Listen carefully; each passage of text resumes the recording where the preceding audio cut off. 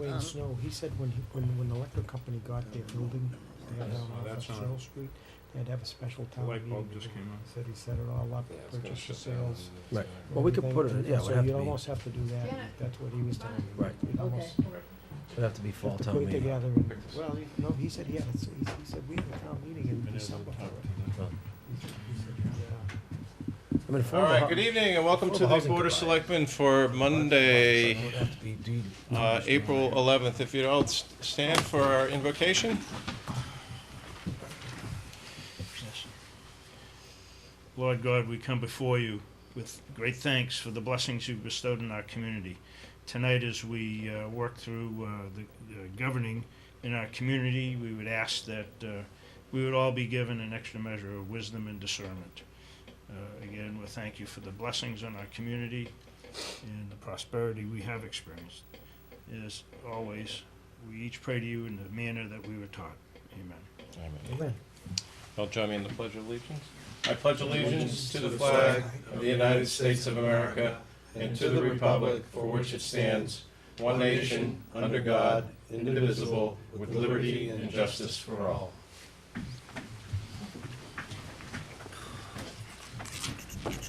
Okay, good evening, everyone. We have a pretty full agenda here, and we are going to start off with a public hearing. So I need a motion to open the public hearing. So moved. This is for the license transfer from Clifford Eula LLC DBA Par 97 to Meta and Douglas Enterprises, Inc., doing business as Tin Lizzie's Bar and Grill. So if you would like to come on up. I second. All those in favor of opening the public hearing? Aye. Aye. Aye. Okay. Come on up, guys. You want to come up too? All right. Have a seat.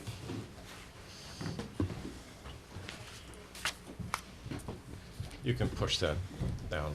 Sure. Thanks. Sorry about that. If you guys wouldn't mind stating your names and addresses for the record. Pamela Holmes, 46 Hillside Ave in Winthrop, Mass. All right, Pamela. Andre Douglas, 46 Hillside Ave, Winthrop, Mass. All right. Welcome. Thank you for having us. All right. Thanks for coming tonight. So, looks like a pretty standard license transfer here, but nothing usually has any standardization to it anymore. So maybe you can share with us what you guys are looking to do down there. Okay. Do you want to? Okay. Ladies first. Okay. Sure. We're gonna keep it basically the same. Yeah. We want to maybe change the menu a little bit, have it a little more family oriented. Okay. I guess this has just been a lifelong dream of ours, and we've kind of sunk our life savings into it. So it's going to be successful, and we're really looking forward to being a part of the community and, starting something new. All right. Have you guys been in the business before? Owning? No. No.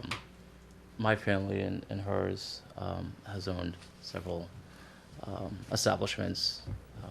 My sister, both of them currently run several restaurants as well. So it's kind of going to be a family Yeah. venture. Right. So Oh, that's great. Yeah. Wow, I'd love to hear it. I'd like to see a couple entrepreneurs here. And I like to make sure where I spend my money, it's going to people who really are trying hard to build a business. It's fantastic. yes. Guys, I'm going to open this up for you guys to ask any questions that you may have for Pamela or Robert. Will you be doing any modifications to change the insides of the building? Pretty much stay the same. No, it's going to stay the same. Stay the same. Mhm. Any ideas for entertainment? I think we're going to pretty Maybe- much run off his current business model. I understand Yes. that Golf machines? some of them we're going to remove a couple of the machines to open up to have more of a family setting, and not just all golf. Excellent. We've had some complaints with noise down there, so just be Not in a cautious. while, which is good. Yeah, but it does have a history of having some noise complaints, some loud bands down there. So, I think it's in your best interest to talk to some of the neighbors and say, introduce yourselves and put them at ease. Okay. We've had issues there with people staying in the parking lot late at night, from coming, leaving the venue and not dispersing it. Okay. So that's a definite concern of mine, and as far as everybody, your staff will all be tip certified? Correct. Yes. Okay, good. All right. Doug, any questions? Just what hours of your operation? It's going to be the same as, Is it like 7 days a week? yes. I But during the summer, I think we're gonna be closed on on Monday. Sunday or Just gonna Mondays during figure the out summer. Yeah. what makes more sense business-wise to stay open or not. But I think right now he's closed on Mondays, I believe. Right. So we've kind of picked his brain a little bit, and he did mention the issues and concerns from the previous owner, and Right. We surely don't want to ruffle feathers. yeah, no, That's not So- what we're looking to do. we're very cognizant of all those Right. things. So Any questions, comments? Question 3 on the Georgetown form is down as a general on-premise, not under a restaurant. So is that filled in correctly? I mean, is it gonna, is that because this is just pertains mostly to the alcohol license? Because there is a check mark for a restaurant, so that, you're planning on still running the restaurant. That was my question, why I'm asking this. Where is that on the form? It says it's the city and town application, and it's question 3, type of license. Says general on purpose, present. It's, Janet, right here. it's like about 5 pages. We just want to make in. sure you're filling this out correctly, so we Yeah. don't have to have you come back if you don't have to. Okay. I know you would like to see us, but Oh, general one, present, does that need to be a general, or should it be in for a restaurant? I can check on that with what we have for the, because that's the application they fill out online. Yep. I can check with what they had before from, Yeah, Okay. yeah. Oh, good catch. We want to make sure you guys don't run It's, into any uh, hiccups. And just a comment, I mean, this is a new line of work for you. Are you gonna be the bookkeeper, because you've been mostly an accountant? Yes, I mean, so you're in this together? and- yes, so I'm gonna be obviously doing the books, but I'll also be there full-time. Yeah. How'd you come to the name? I'm thinking motorcycle bar or something. you know, No, maybe- it's kind of funny. It's actually Andre's grandmother's name to her first boat. yes, the name of Okay. my grandparents' boat. We have a house up in Georgetown, Maine. Oh, So we're just trying to figure out We wanted a something name that that was would Well, it's appeal to it's- everybody. It's catchy, yeah. so, So okay. Yeah. yeah, no, this is great. So Pamela, you're listed as the president of the corporation? Yes. All right, excellent. And this is Meta and Douglas Enterprises doing business as Tin Lizzie's Bar and Grill. Okay. Cleared that up. That's Yep. your maiden name, and Douglas is you. So I was wondering that, and I saw that, so. Gotcha. All right. Well, since this is a public hearing, is there anyone in the audience that has any comments or questions? There being none, then if I can get a motion to approve? Oh, I'm sorry. If you would please stand and state your name and address for the record. I'm sorry, I didn't see you out there. My name is Nancy Aberman, and my address is 199 West Main Street. And I just have a question on the public hearing notice that we received under the description of the premises. At the end of the description, it says 3 front entrances, 3 rear entrances, and 2 side entrances. Are these existing entrances? Are any of them going to be new? I'm trying to figure out where the 3 front entrances are. That was listed as, that's what they had originally Yeah. listed. There's Okay. only one main entrance. I Right. think those were just the what's on emergency record. Yeah. exits. Okay, so you're not planning any exterior? No, No, not no. at all. Okay, thanks. Sure. All right. So, Sir, you have a question? If you would, Yeah, I just had a comment. could you state your name and address for the record, please? Tom LaValle at 202 West Main Street. Yeah. Hey, Tom. I was glad that Mr. Service brought up some of the questions that we had about the people that are there at night and, and being very loud and that sort of thing, and that we hope that you would have somebody that maybe would go out and say, could you quiet it down or whatever, because there are times when it does get a little rambunctious, you might say. But most of the time, I think it's been great, and we want to see that restaurant succeed for a change. I've lived there for 10 years now, and I think we had 5 or 6 owners. so far. So I wish you the best. Thank And Oh, thank you. we also are concerned about the pond itself, because eventually if you do expand out or put a deck out or anything like that, which, wouldn't be so bad. But we did form an association around the pond. There are 51 homes on that pond. And so we did form the Rock Pond Association, and certainly would like you to be part of that. So I'll approach you on that. Actually. Okay. When are you going to be starting? May 1. In a month? May 1st. May 1st. Oh, We May 1st. acquired the property May 1st. Oh, May 1st. I see. Yes. Mm-hmm. Okay. And the other question I had, because somebody else owns the property though, right? And you're just going to own the business? Correct. Yeah. Okay. Is that Sid and Mike? Do they own it, or? I don't actually just know the curious. names. It's just a management company that I've been working with. I see. Okay, well, thank you. Thank you. Thank you. Mr. Chairman, make a motion, we close the public hearing. Second. Any further discussion? All those in favor say aye. Aye. Now we need a motion. Mr. Chairman, I make a motion that we approve a license transfer from Clifford Ulya LLC DBA Par 97 to Meta and Douglas Enterprises Inc. DBA Tin Lizzie's Bar and Grill. Second. Okay, we have a second. Any further discussion? All those in favor say aye. Aye. Aye. Aye. Aye. Welcome to Georgetown. All right. All right. Thank you. Thank you. Great. If we can be of any help, service, guidance, please don't feel that you can't reach out. You can talk to us anytime. You can talk to the board members. You can talk to our town administrator, our economic development. Police chief.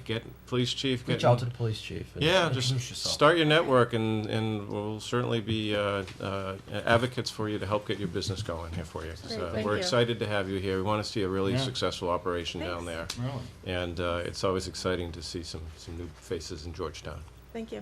So welcome. Cool. Thank you. Thank you. All right. All right. Good luck. Thank you for your time. You're Thank welcome. you. Have a great evening. You as well.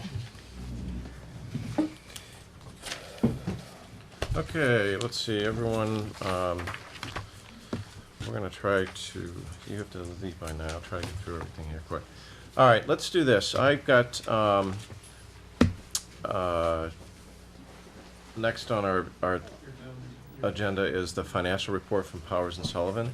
She was hoping you were next. Yeah, Geez, so Phil, Renee, come you on, want to Phil, bring come your on. team, and you and Romina.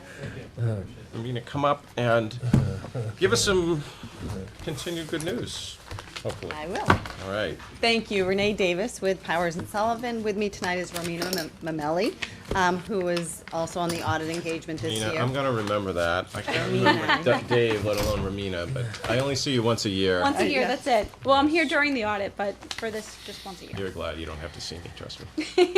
All right, So we're welcome. going to go over the results of the fiscal year 2015 financial statement audit for the town. And what I'd like to do is start with sort of I'm going to say what everyone wants to hear about is the management letter. Yes. And the management letter this year, very thin, not too much going on. So that's always a good feel. There were actually no new comments.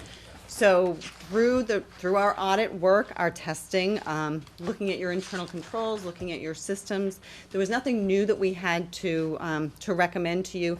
There are 3 existing comments from the prior year that remain unresolved. So I'm going to touch on them briefly. Okay. First one being the ESCO. The ESCO project, if you remember, this is would be the second sort of full year of operation for that.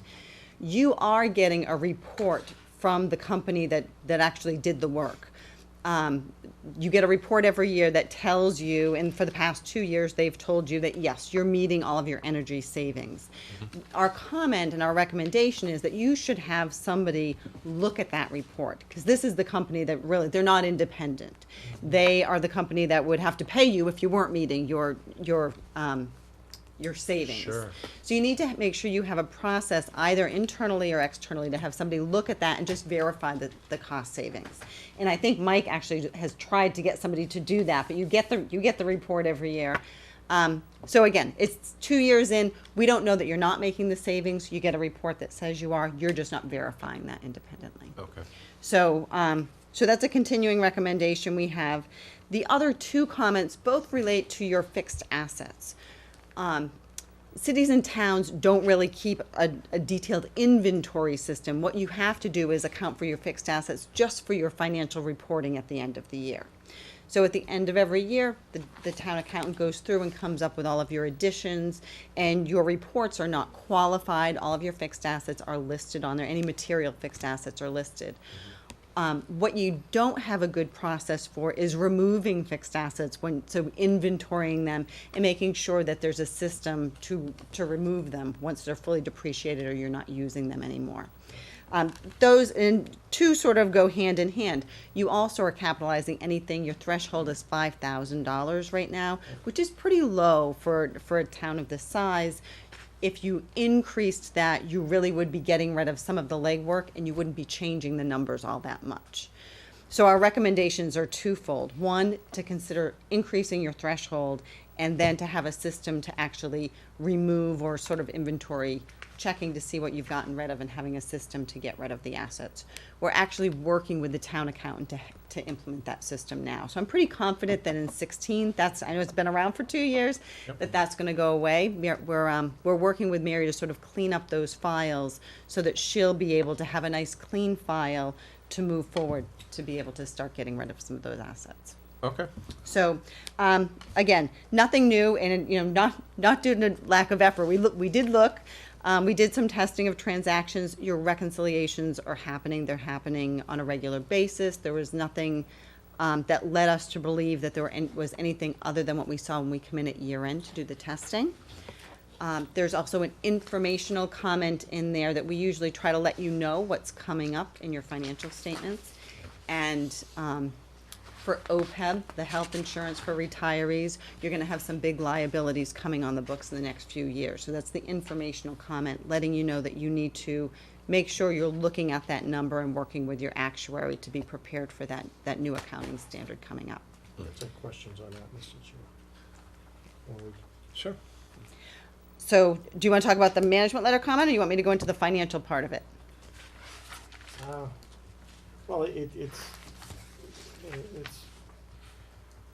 I wanted you to finish. Okay, And so then I did have some questions on the management letter, yes. why don't let's address that first. Go ahead. One was just one that you just mentioned, and you mentioned about the fixed assets, and you mentioned depreciation, and it just, so as something depreciates, if we're still using it, would we take it off the books? Nope, or- if you okay. still own it and you're Okay. still using it, Using you'd keep it on the That books. was that. So one of the things, I'll give you an example, is your infrastructure. So you have roadways. When you're building roads, every year you're bringing those on as infrastructure assets. There's not a system to say when you're no longer using that. So usually you would want to say, we replace our roads on an average of every 10 years or every 15 years or every 20 years, as it would Get the be. guy back there. And you'd have a systematic approach to take those off the books once you've fully replaced that road. That's really what you're missing. Then the other one was to OPEC, and I just need some better explanation of what's the bottom line, because when I last talked about this last month at finance, I got told that we pretty much don't need to worry about it. I mean, we opened up an account, and, 2-3 years ago, this was all we were hearing about. So And I thought we had a method where we the board voted that we were gonna try to fund it, and finance kinda shot us down on it, because they're going over the budget and trying to squeeze as much out of it as they can. But, So- We have to present it, but we don't have to fund it. That's right. There's no it's not like the pension system. You have a legal obligation to fund your past service costs. With OPEB, there's no legal requirement for you to do anything other than what we call pay-as-you-go, or pay for the health okay, well, insurance that's a today little for different than it retirees. was presented a couple years ago. So that's Yeah. legally all you have to do. What you have to do is now account for your liabilities. You have to hire an actuary, which you've been doing. You have to record, what's coming up is the full liability will come on your financial statements. We've been amortizing your liability over 30 years. Now the rest of it will come on. So you have a valuation done, and actually your new valuation came in that you owe about $16 million in past service costs for OPEB. There's no requirement for you to set that money aside, although what I will say is a lot of cities and towns are starting to fund it. to put some money aside towards that liability. Now, it's not really practical to say that you're gonna be able to fund the whole $16 million, but you have set up a trust fund, so you have the means to put money aside. Once you put money in that trust fund, you can invest that money more like a trust, so you can be more aggressive with your investment to try to get that liability down. Now, if you take a look, actually, it's page 69, if you want to look at the financial statements, your latest valuation came in, the one before it was July 1st, 2012, you owed 23 million. The latest one came in, it's down to 16 million, and you haven't done really anything to change that, other than some of the assumptions. Fell off. Some of the assumptions changed. So the $23 million was based on an assumption that the MedX plans were gonna continue to increase, and they'd be going up about 11% a year. The MedX plans actually came down. So the new valuation took that into account. So it now assumes the new MedX rate with a lower increase. So it brings the whole outpayment. It's really based on assumptions. Also, enrollment change too, right? Enrollment change. So what happened the initial year in the 12 valuation, there were people listed as not being qualified to go on Medicare, and those people now have moved on to Medicare, so their whole outpayments are lower. Right, exactly.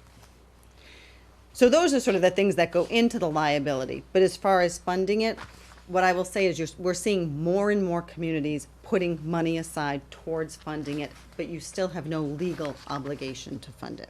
And how does that affect our bond rating going forward? So the bond agencies, the rating agencies, do always ask, do you have an OPEB trust fund set up? Have you put money aside for it? What's your long-term plan for OPEB? So they look at you and they look at the other communities. If you're the only one that hasn't fully funded OPEB, then yeah, that could be one of the things that they consider when they're looking at your rating. It's your overall financial flexibility and your financial health. The other thing too on that is we don't have to match it dollar for dollar. In other words, if we put, I just, without running the numbers, a $5 million deposit to an OPEB account may be enough to cover a liability of 20 million, based on assumptions of growth and interest rates and returns, right? Yes, so what happens if you start putting money aside, so the light department is basically funding the majority of their OPEB obligation. If you start putting money in, depending on the amount that you put in, you can use a lower discount rate. Right. So right now, your discount rate, your actuary is assuming that you're not funding any of it. So you have a very low interest rate of about cash rate of about 4%.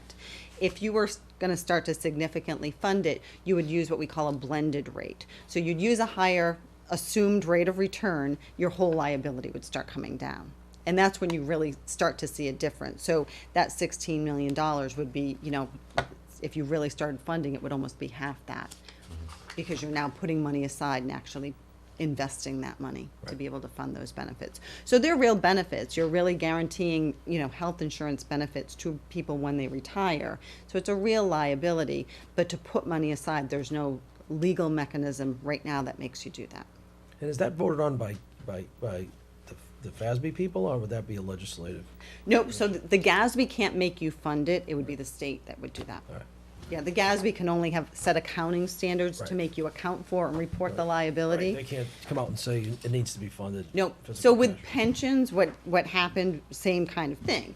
The state really came up with the legal requirement for you to come up with a funding schedule to fund that. And Right. if you recall, it was always, 2028 that everything had to be funded for the pension system.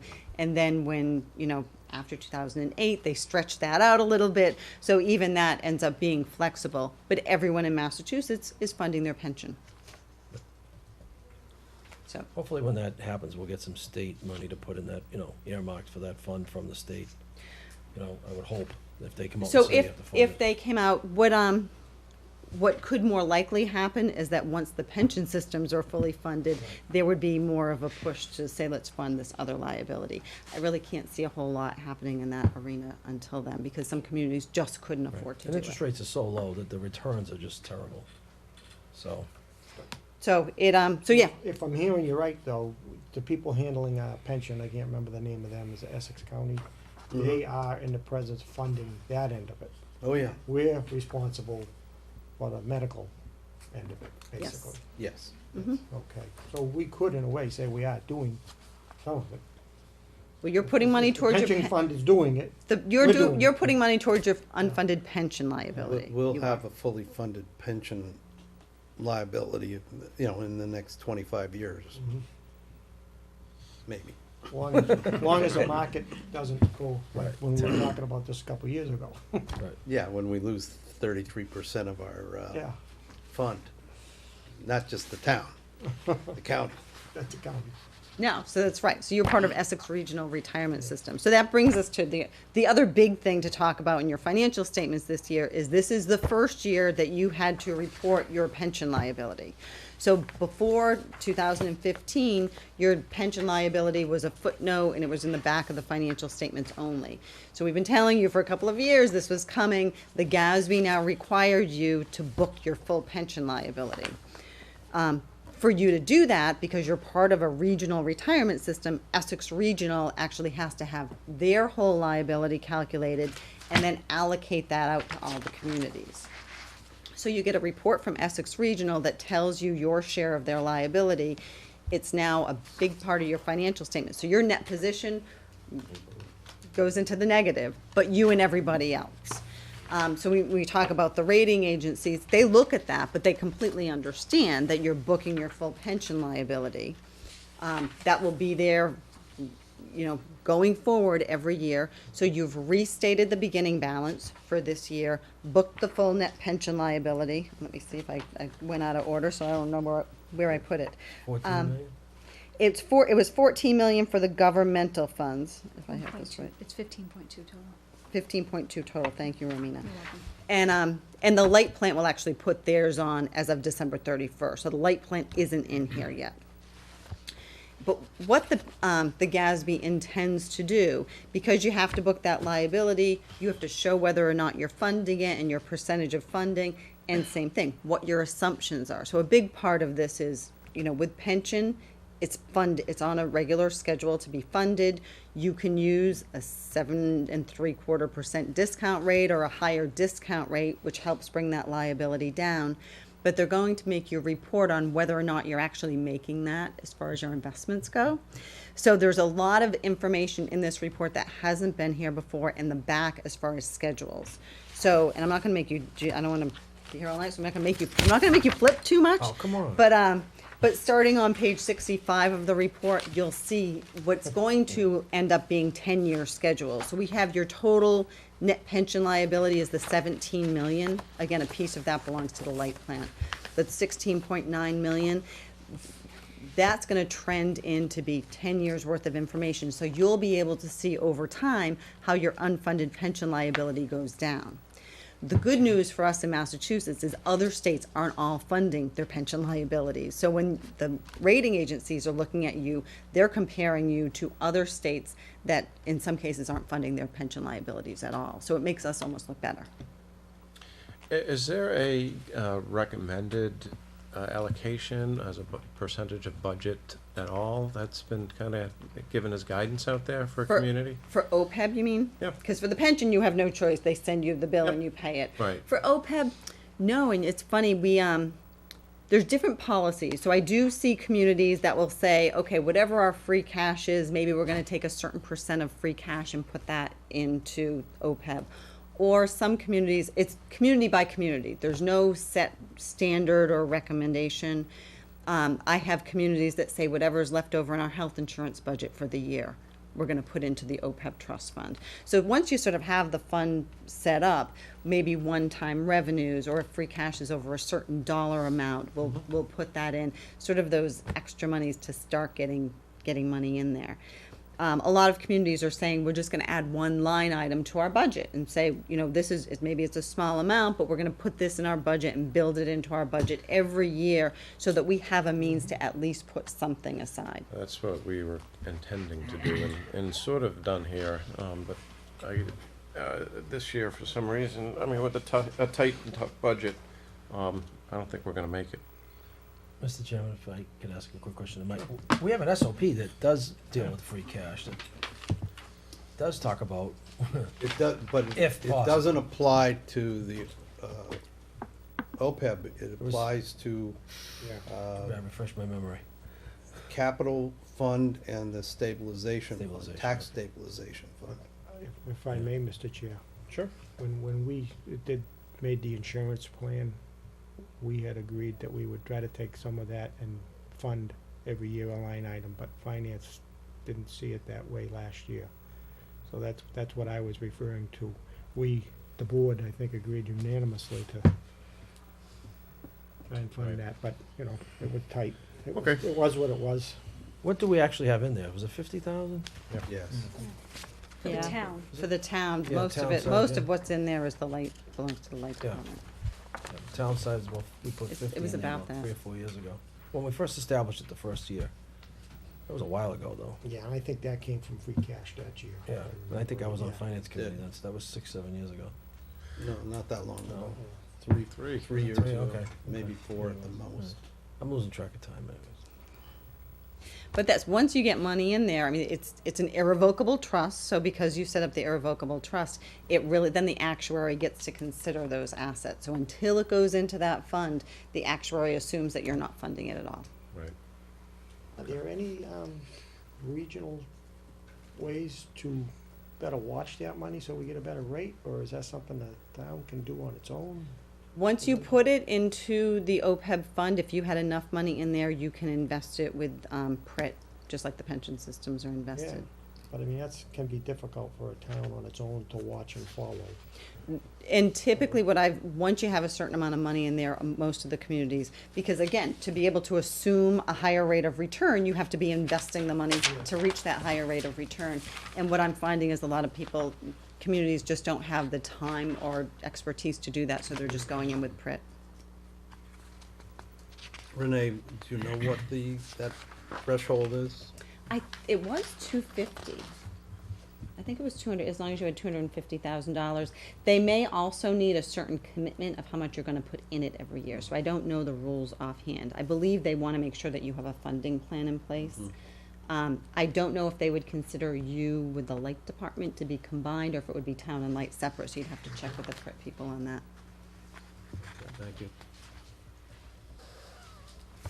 So that, Wonderful. take care of pension and OPEB, that's sort of the elephant, the big part of what happened in your financial statements. But I will touch briefly just on a budgetary general fund basis to talk about what happened this year.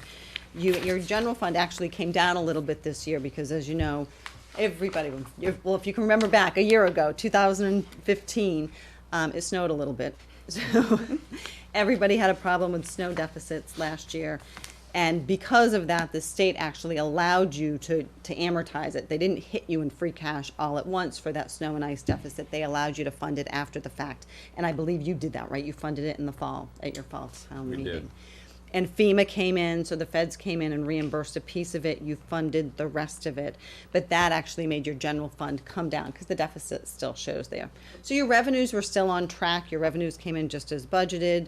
The expenditures, the only thing that put you over was that snow and ice issue for fiscal 15. Fortunately, 16, we didn't have the same problems. But, and then the other big part of it is now you're starting to pay back, your debt service goes up a lot. Because you're starting to pay back the debt on the big school project.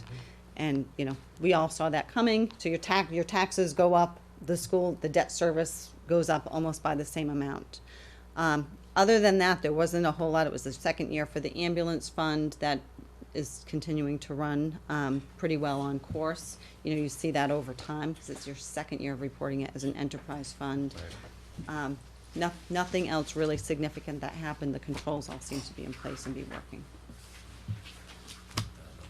So, Except Dave's happy because he brought in $51,000 in meals taxes. And you owe me about 1,000 of that for myself. That's alcohol. That's Phil's alcohol tab at the club.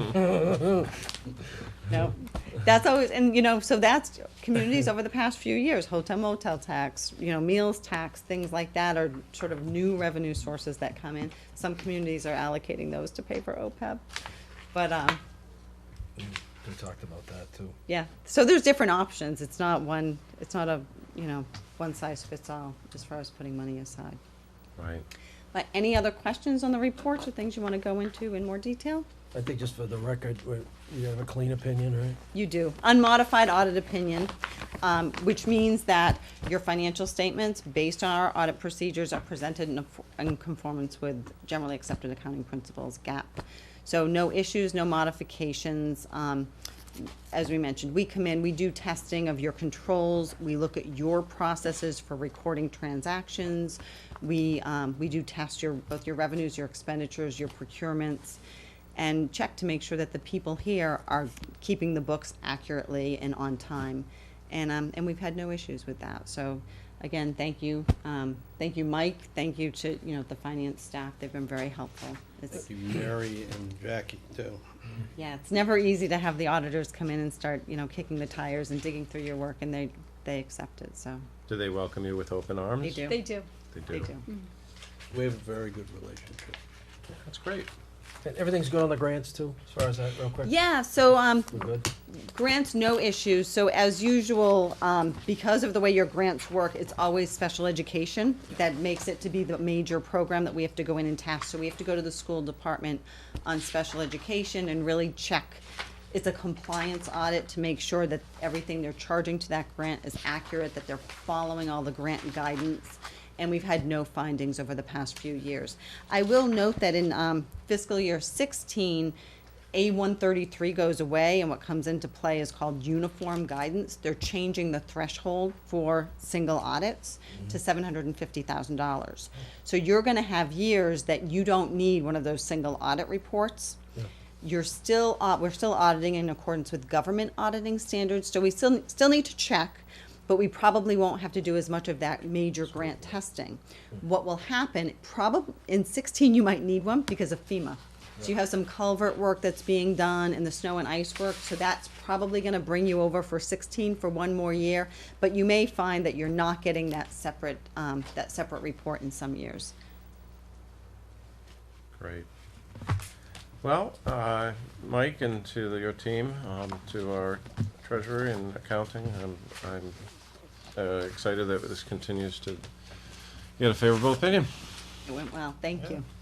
Thank you very much. Thank you. Appreciate it. Have a good night. You guys have a great evening. You too. Thank Thanks so much. Mr. Chair, Yeah, one more question?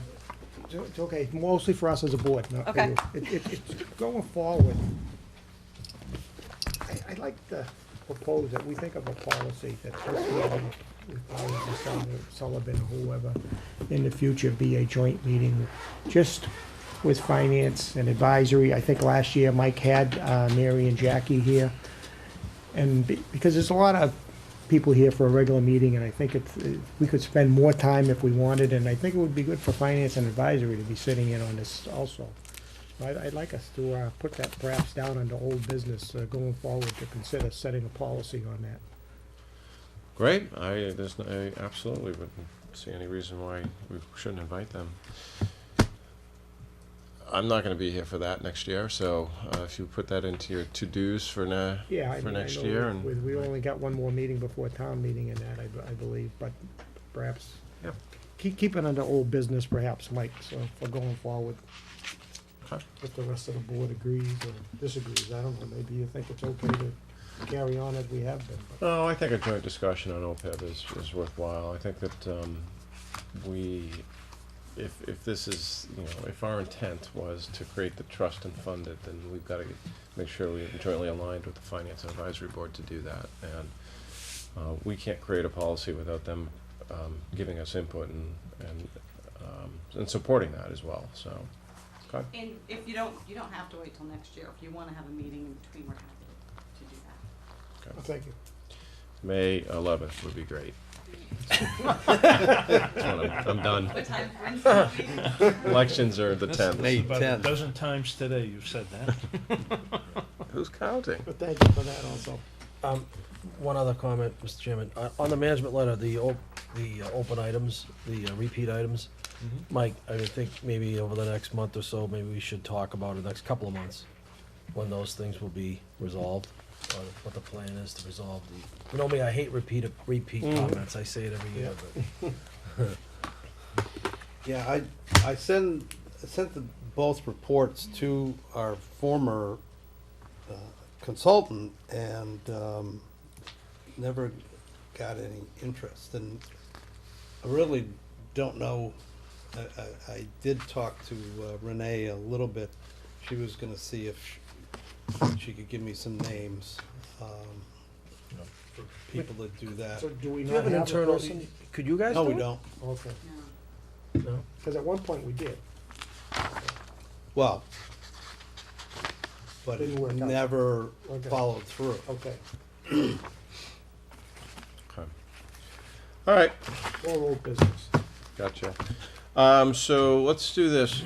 Lou, give me 2 minutes. We're just gonna get a application approved here for an event in town. This will take 2 minutes, and then we'll ask them. Ladies, thanks again. job. Joe, you wanna come up? There's one in the back of the room, yeah, there's one in the basement. Joe, would you mind stating your name and address for the record? Joe Molis, 9 Chaplain Hill Road, Georgetown.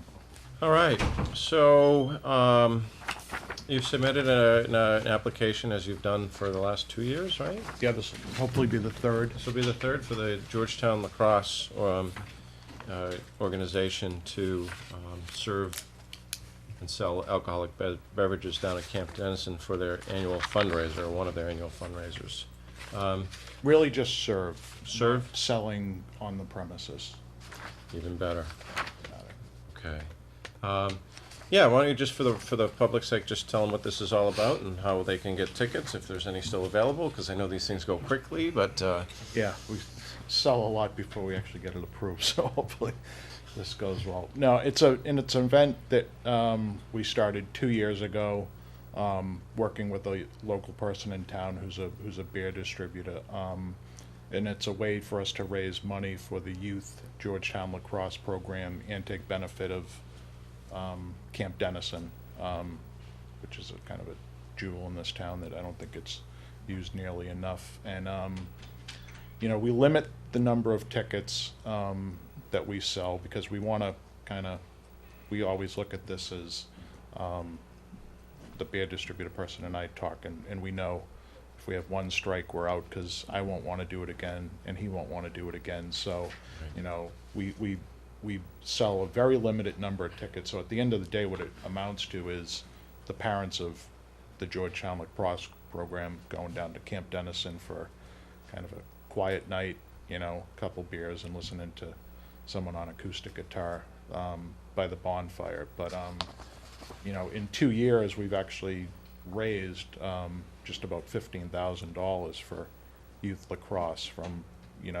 one night. So I want to thank you people obviously for approving it the last 2 years, and this year we should go over the 20,000 mark. So, and with the number of kids that this town has in youth lacrosse, that helps out a lot with equipment and everything else. So that's fantastic.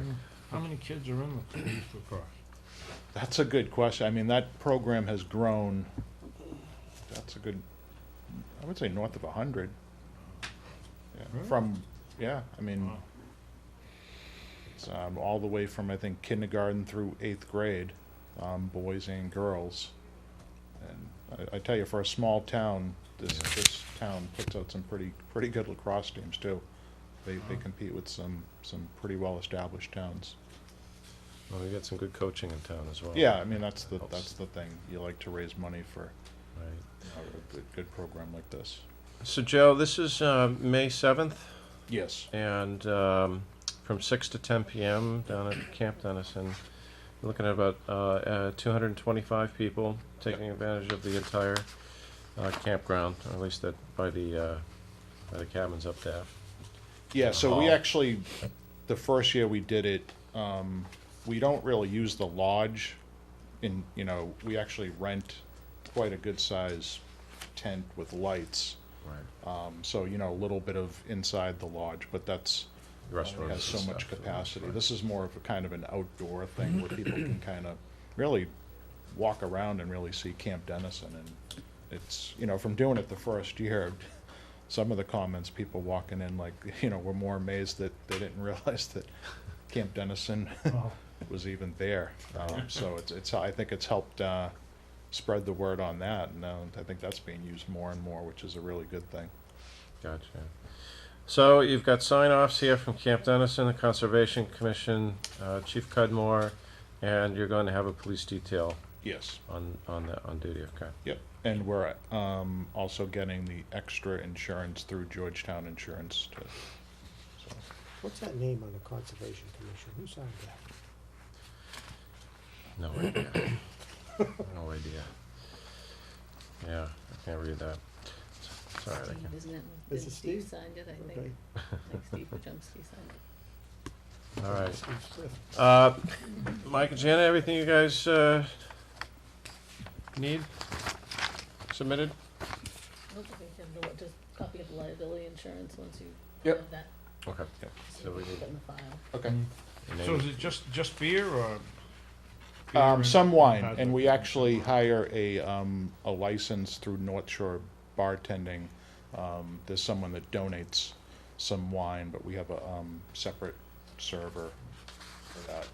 beer and wine then, right? Yep. Just beer and wine. Okay. Questions, guys? Comments?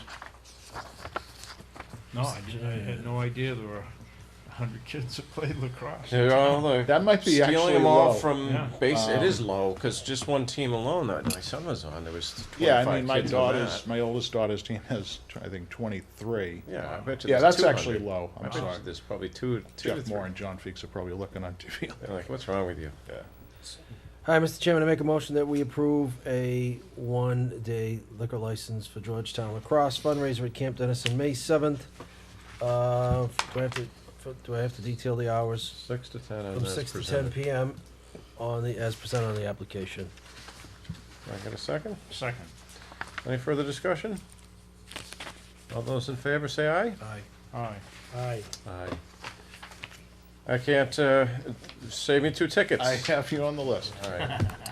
All right. Thanks, Joe. Yep, Great thank job. you guys very much. This is a really good cause you're Thanks. doing. Appreciate it. All right. I'm sorry. I'll send you a copy of the Okay, appreciate it. All right. Lou, come on up. Thanks for patience here. Thank you. Appreciate it. All right. So Lou, for our record here, would you state your name and address and your Mass DOT responsibilities? Absolutely. My name is Lou Rubito. I am the Mass DOT Complete Streets Engineer. I reside at 13 Renee Drive, Wakefield, Massachusetts. All right. Well, welcome this evening. Thank you, and thank you for the invite. Yeah, Mike had sent and Jenna had sent us a packet with a lot of information on complete streets, and it was very comprehensive. It seems like a very interesting program, and would love to help us understand if this makes sense for our community to get involved in.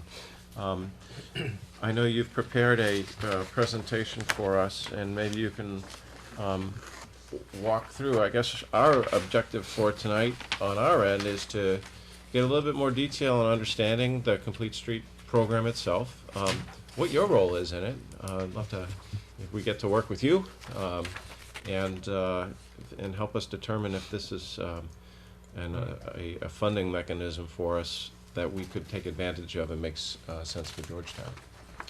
Absolutely. Do we have one more of these? Yeah, If I may ask him a question. Sure. This is probably the same thing I'm gonna see once. Probably. some extra copies here if anybody's interested. Lou, this packet here, so I had registered for the workshop over at Northern Essex. This coming Wednesday, so is this basically what that is? That class you registered for is a 3-hour class. About the first hour and a half, hour and 45 minutes is going to just talk about complete streets. It's really more about relearning of complete streets, and then the latter half is going to be on the program itself. Okay. So what we're going to cover here is a lot of what you're going to cover in the class. So it actually might be good to hear it Yeah, twice, right. because what we're Absolutely. finding is that people that attend the class still have a lot of questions. Right.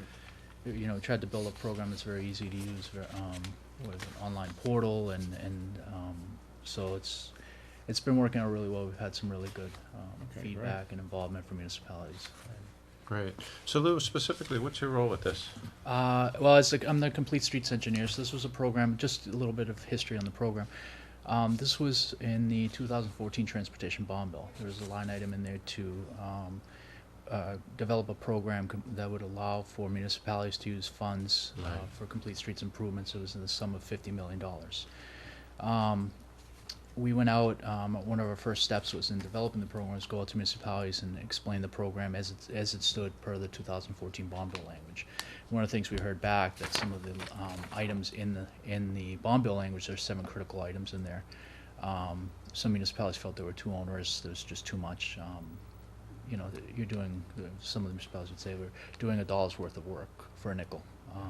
So at the advice of the Secretary of Transportation, Stephanie Pollock, we went back and reworked the program, really heard what the municipalities had to say, and tried to develop something that captured the critical components of the original bond bill language, and then the other components were we picked up in through what we offer technical assistance, and I'll get into that in a minute.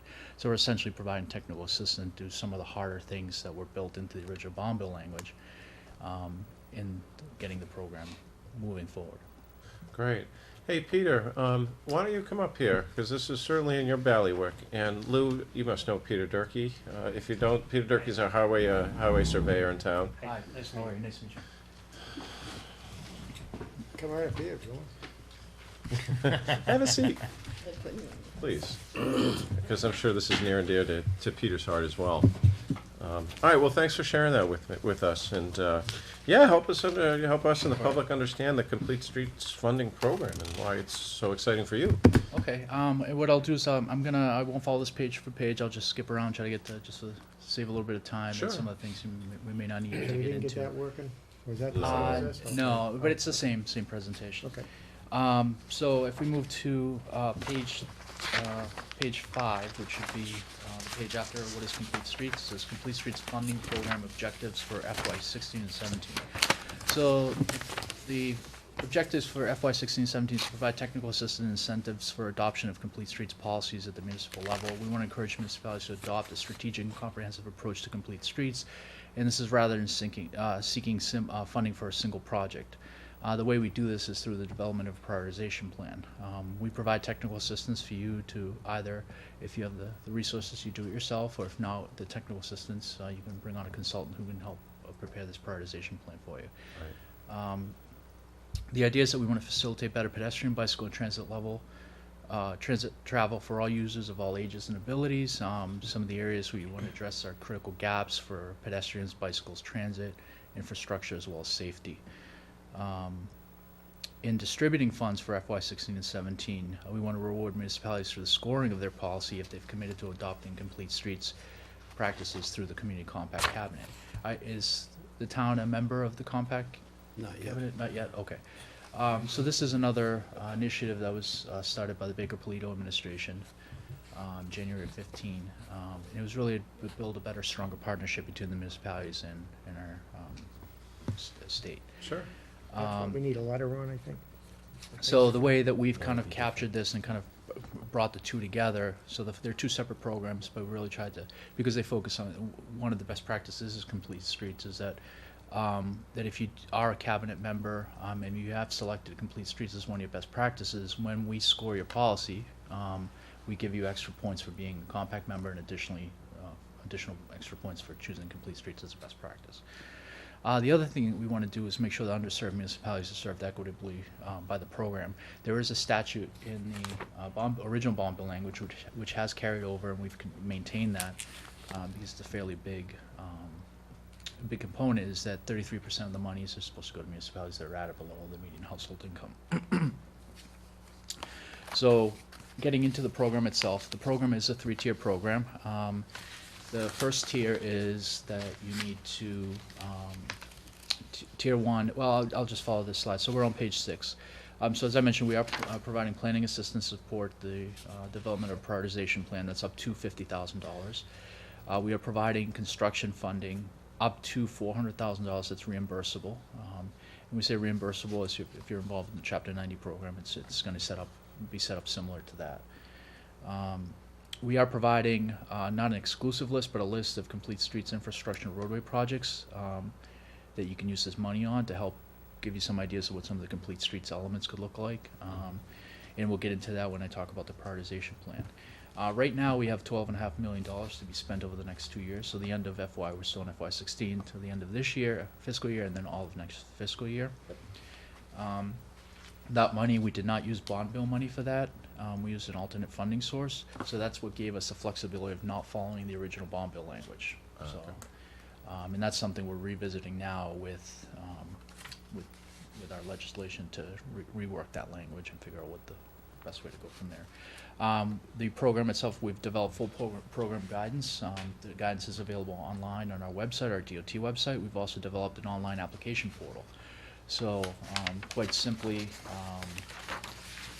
if you register as a municipality, everything's done through email. We correspond back and forth, and at each step, each tier, as you complete one step, another door opens into that next tier. So it's very easy to follow.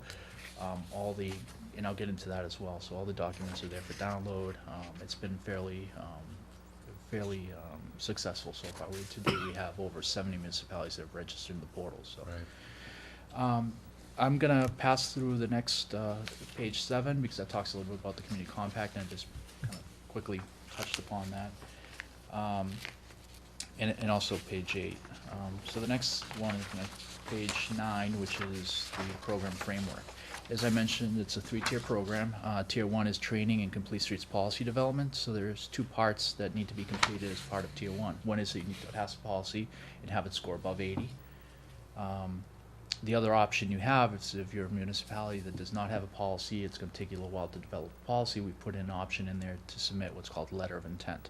Essentially, that gives you 1 year that you submit that letter of intent to develop your policy, but does not hold you back from that next step. So you're able to start working on your prioritization plan. We did not want to penalize municipalities that just didn't have the resources or the time to get policies up as quick as some other municipalities have been able to do it. So once you've developed your prioritization plan, we check that for completeness, look at the projects, and I'll get into what that looks like in a few slides. Tier 3, which is the final tier, is the project approval and notice to proceed for construction funding. So at that point, you tell us which projects from the prioritization plan you want to fund, and those projects get approved. Both at step 2, at tier 2 and tier 3, will require the municipality to get into a contract with DOT. That contract is to set up the reimbursement process through our chapter, through our state aid engineer. So your District 4 state aid engineer, I believe, is Walter Kubik. On page 10, move on. So again, one of the requirements is to attend the training. So I think Mr. Dawes, your earlier question about you have to attend that training. That is a requirement. Someone from the municipality has to attend. Right. We already had an employee attend in Waltham, I believe. Okay. Okay, so it But just it requires does- that one municipal employee attend. It does say paid employee also, we're just volunteers, so, but we did, I think we You're got not that getting covered. paid? Are you? And then, just quickly again, just to recap, the policy scoring needs to score 80 or above. If you are a community compact member and you've chosen complete streets as one of your best practices, that 80 actually comes down to you get 4 additional points for being both a member and passing complete streets as a best practice. So you really can only need to score 72. We're seeing a lot of municipalities really spend some time on their complete streets policy, so we're actually seeing scores that are pretty high. Tier 2 is the complete streets prioritization plan. So I'm on page 11 now. Really, this seeks to have municipalities look holistically at your complete streets needs, safety or network gaps, and develop a hierarchy of funding priorities that align with your local plans and roadway work. We do have, in the portal, we do provide a model spreadsheet format for you to fill out. So this is probably something you'd have your consultant do for you. They'd fill out your projects, and I'll get into that. Again, in a few slides, you want to indicate how or why. Why are these priorities? Is there bike issues, pedestrian issues, transportation plans? Is it coming from crash data? Have you done safety audits? Are these HSIP crash cluster data? So really, what are the identify what the need comes from?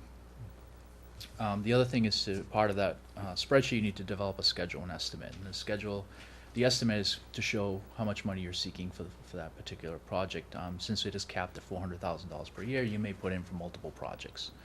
Right now, we're saying it's up to $400,000. As you can imagine, that it's the 33% rule we need to apply, and then beyond that, it's trying to figure out at the end when we're ready to award contracts or start looking at funding projects, we really need to look at that. How do we spread that money around? If there's, you know, if we get more money or more towns that are looking for the 400,000, that might come down, or we will do our best to provide equity. On page 12, and I'm just going to go through this quickly because these are more of the getting into the weeds of what your consultant will be doing, but this is the Complete Streets Prioritization Plan template. There's an instruction page, and in the instructions it tells you what each of the items that the data needs to be filled out for each field. It gives you some links and resources for where you can find that data. Moving into, you can take a look at these. If you have any questions, please. I know I'm going through quickly, but if you move to page 15, this is what that prioritization plan looks like. Oh yeah, okay. Sorry. So for example, the far left, you rank your projects. You list all your projects by name, description. As you move from left to right, you want to locate your project. Moving into the light purple area, project origin and type. So there's the two areas here. One is that you identify what the origin is. So it's a network gap. Is it a bike ped issue, bike ped audit? Has established a gap or a link that you need to provide. And then the next one is Complete Streets project type, and that comes from eligible project list that I talked about earlier. So we've given you a list of projects that probably fit well into what Complete Streets project should look like. That list is not complete. There's certain other things you can include or ask for or come up or develop on your own. And that also helps us to see where municipalities are asking for the most help, how you're spending this money towards Complete Streets. As you move a little bit more to the right, we look at the funding request. So what does this project cost?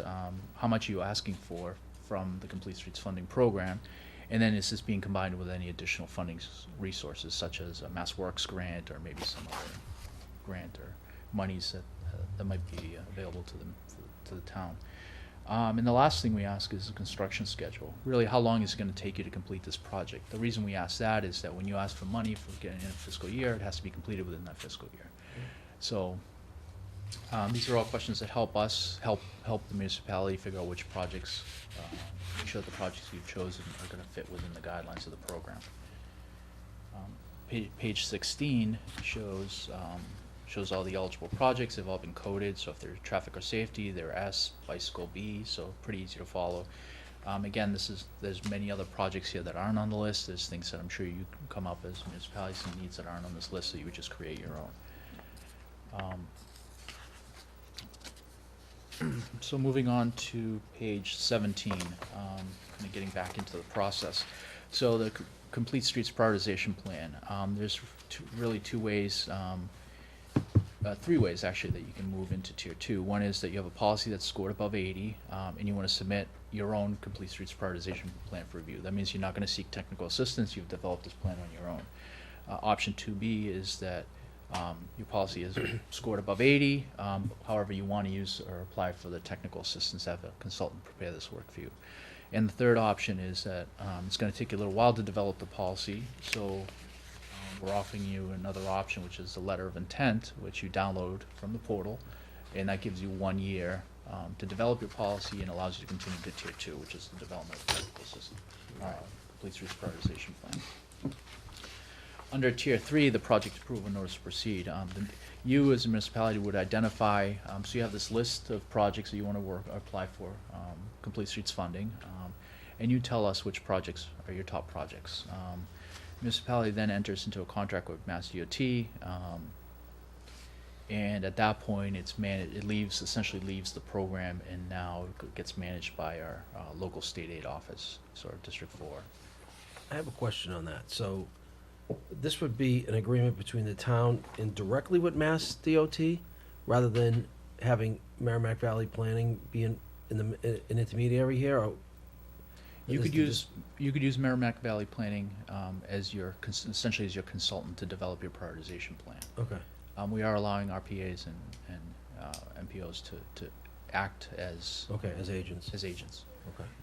But however, the money goes right to us, and no other town can claim it. It's a specific project for us. Correct. Okay. In the agreement is between Mass DOT and the town, and then, Right. and then you would handle, I'm sure if it's a regional planning agency, you may not have to pay them, but, any Right. other agreement you would handle Right. separate. Okay. Yeah. Um, I don't wanna wait 5 years Or 20. 20 years for the money. So the next one, we're now on page 19. So I'm going to talk a little bit, step away a little bit about the program itself and get into the online portal, which is how the program is going to be managed. The first thing you do is you log into www.masscompletestreets.com.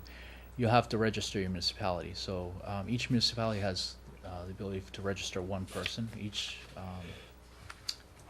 From a pull-down menu, you select your town, city or town name, and then you create your account.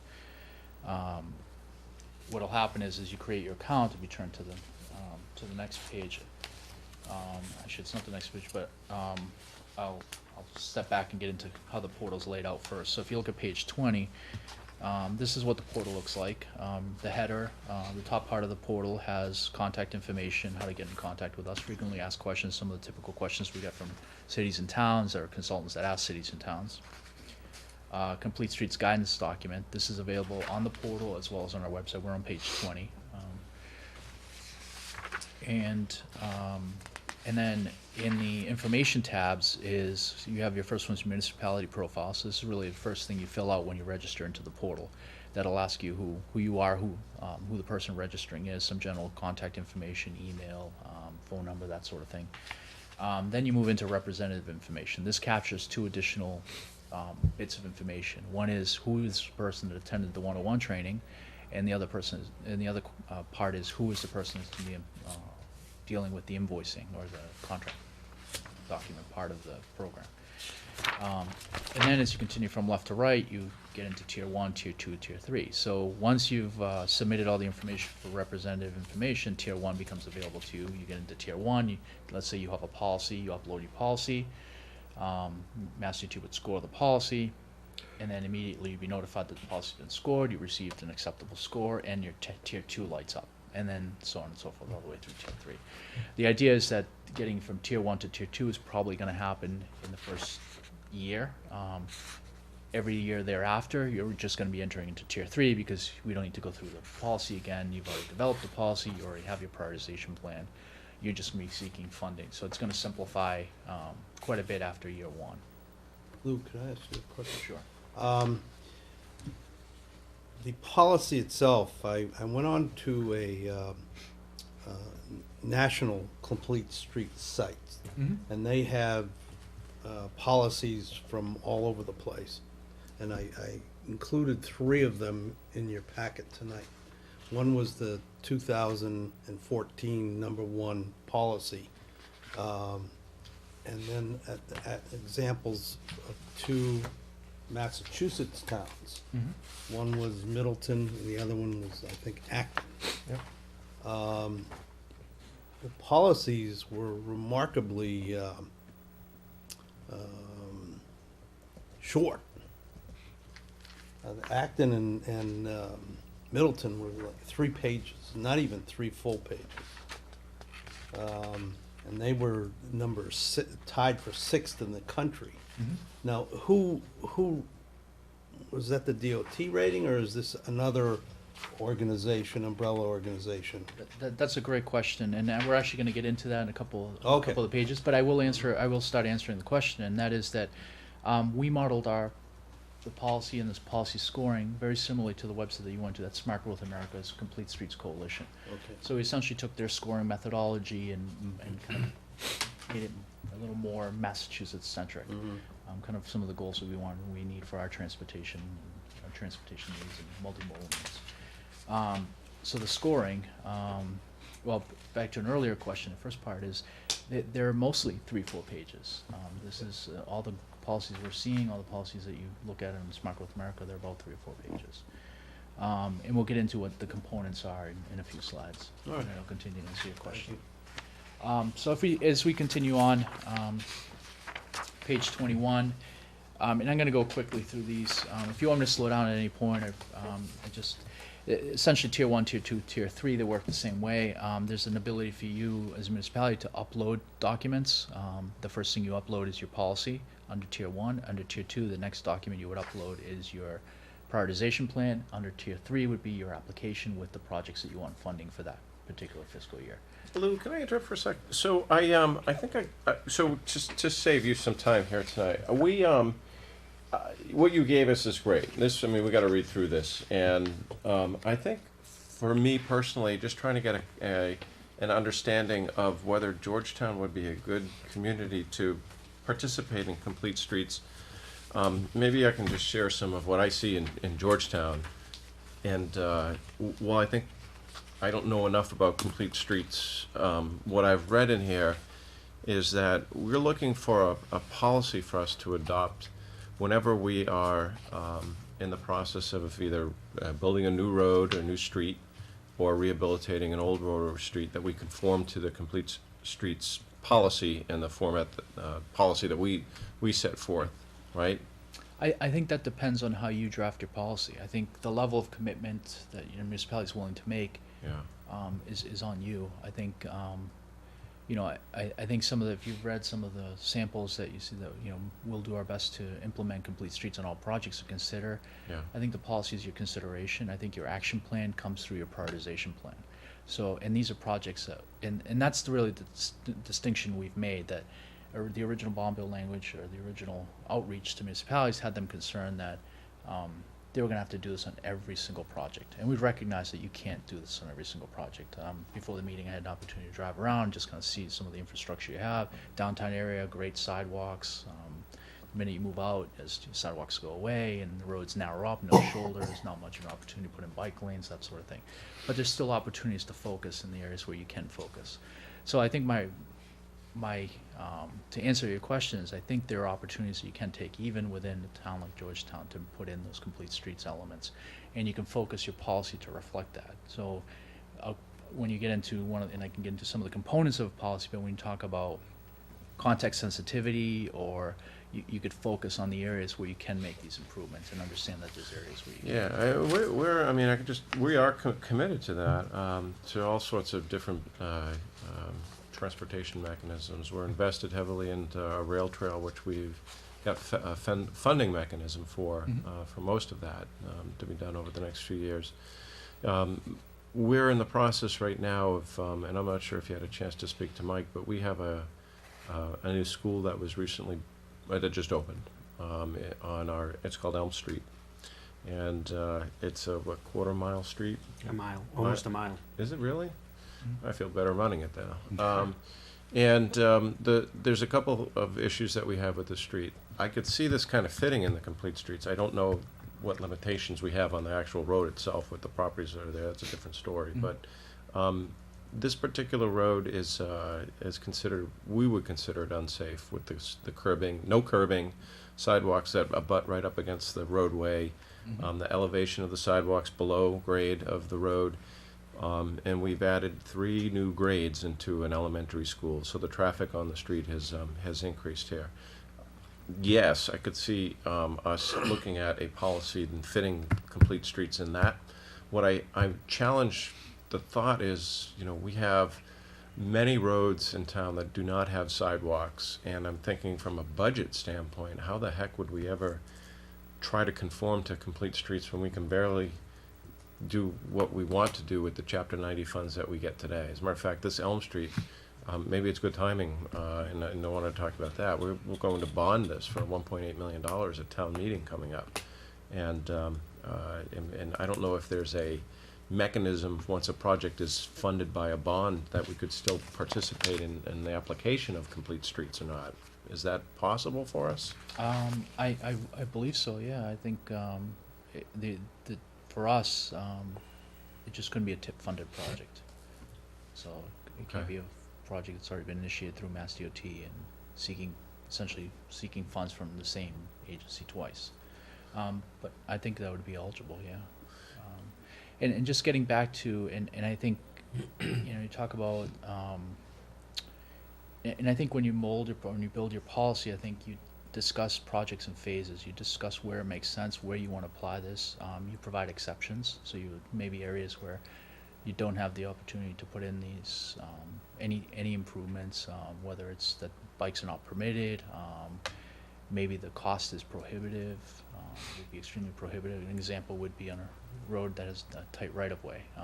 To go in there and take people's walls or to take the right-of-way would, you know, one, you wouldn't be able to probably do it, and secondly, the cost would be, you know, double or so, depending Right. on how much land you'd have to acquire. I think that from what I've seen, I've been to Georgetown. I'm involved with the rail trail project. I'll see you tomorrow morning, 10:30. Finally. So I've had an opportunity to understand it, and there are other cities and towns, other towns mostly, that have a similar type of downtown area, and then beyond that, it's more rural and more. Yeah. So what I'd like to do is maybe give you some sample policies of municipalities that kind of a similar makeup, and you can take a look and see what they've done. Well, I look at Middleton as fairly similar Yeah, in a lot of Middleton ways is- here. yeah, That's they why I have- was curious when I was looking Yeah, at they have the 114, and you have 97, 133, and Right. Yeah, I just, for us and, me personally, I just want to make sure that we're not, looking to get ourselves into something that we can't fulfill in the future. And you did bring up the Chapter 90.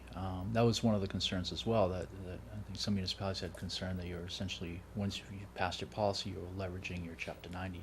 So now, you might have just resurfaced a roadway, but now you have to put in sidewalks, maybe consider widening for bike lanes, that sort of thing. And that's not the idea of the program.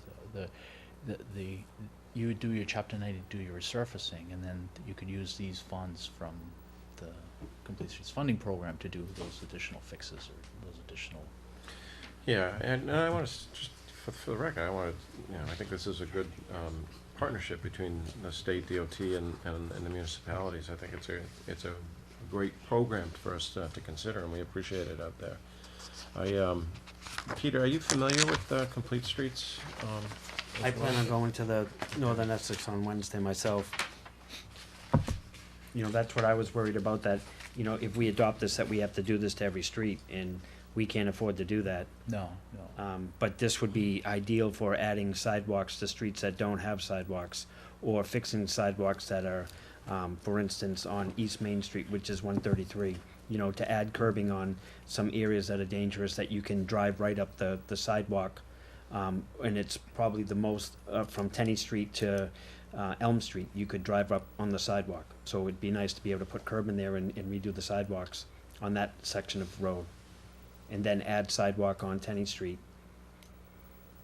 Yeah, and I think the prioritization plan is really that connective piece between what the original bond bill language wanted and what the municipalities wanted, what we heard the municipalities wanted. So if Mass DOT is providing the resources to develop this plan, this list of projects, Yeah. and they're just the projects that you can do Complete Streets on, I think it gets away from this feeling that you have to do it on every single project. It should give you some. I think there's some stuff that we're probably not even, thinking about.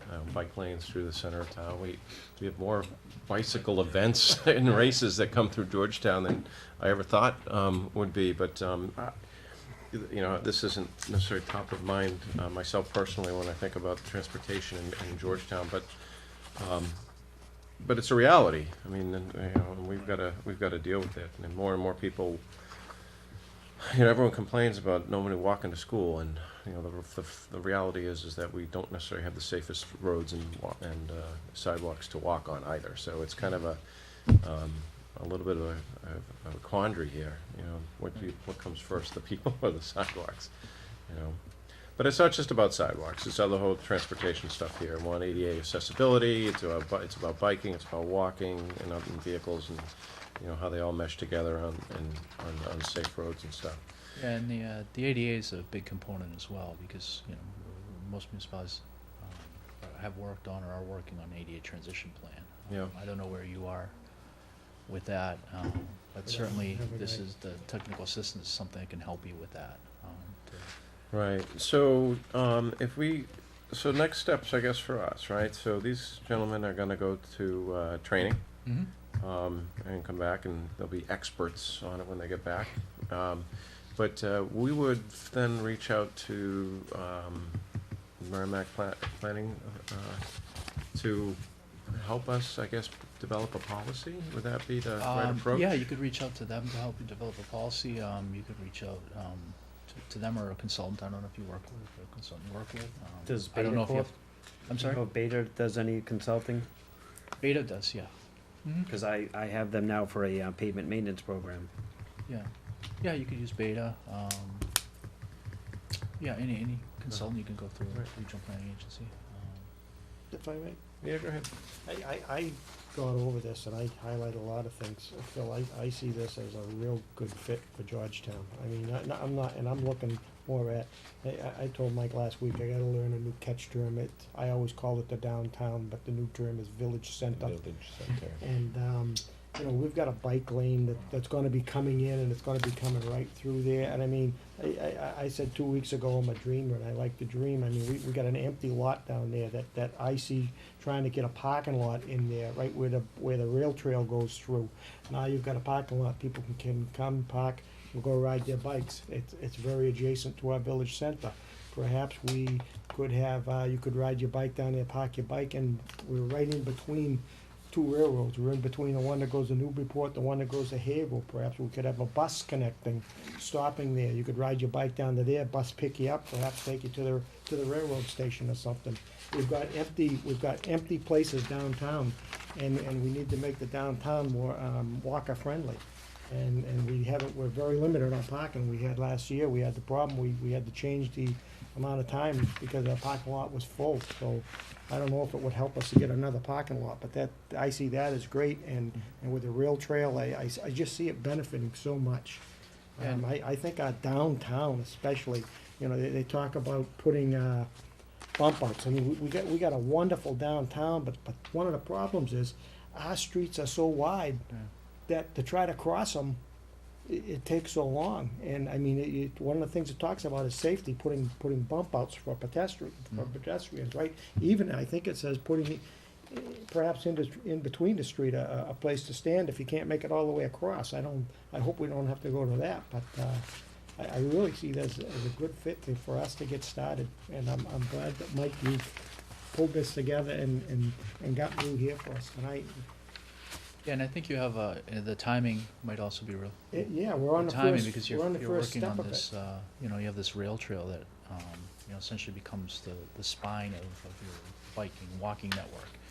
And then now, in order for it to be something that's more beneficial to your town, you want to build the links and the connections to it. So you want to get those ribs to the spine, because what happens is if you don't have those connections, then you have people that come from other cities and towns. They park in Georgetown and have you don't see the usage from your own. If we could get them to park, they may walk to a store and spend some money on that, what's that? Buy a sandwich and Yeah, there you give go. us some more funds, right? 7 cents. Yeah, no, Lou, I mean, this brings up, as Gary said, this brings up I guess a larger vision for the community as well. And we have several different boards and committees that are looking at a number of things, from recreation, transportation, safety, and well-being, and ADA and stuff. And it would be interesting to approach this holistically with all these different boards and committees to look at, you know, what could it look like in 15 years and 10 years from now, and put some sort of a long-range vision and plan together. I can tell you that I just don't think we as a community don't have the resources to do that ourselves. We probably have some pockets of expertise, but most of the boards and committees are volunteers here. So maybe this is a worthy conversation with Merrimack Valley Planning Organization to, I don't know, spend some time with us to work through this, through the larger picture as well. I think it fits on the town planner if we, I don't know where we are in that position, but. Possibly. Well, Lou, I've got a million questions that I'm going to get these guys to ask and get some information so we don't keep you here for 4 or 5 hours, because we could certainly do that going through this here. But Can I ask, was there anything more in this that maybe you wanna highlight, because it seems like you're only halfway through it. Yeah, I can just quickly, let me see if there's, the program dates, I think, that's page 32. Yeah, because something ends in May.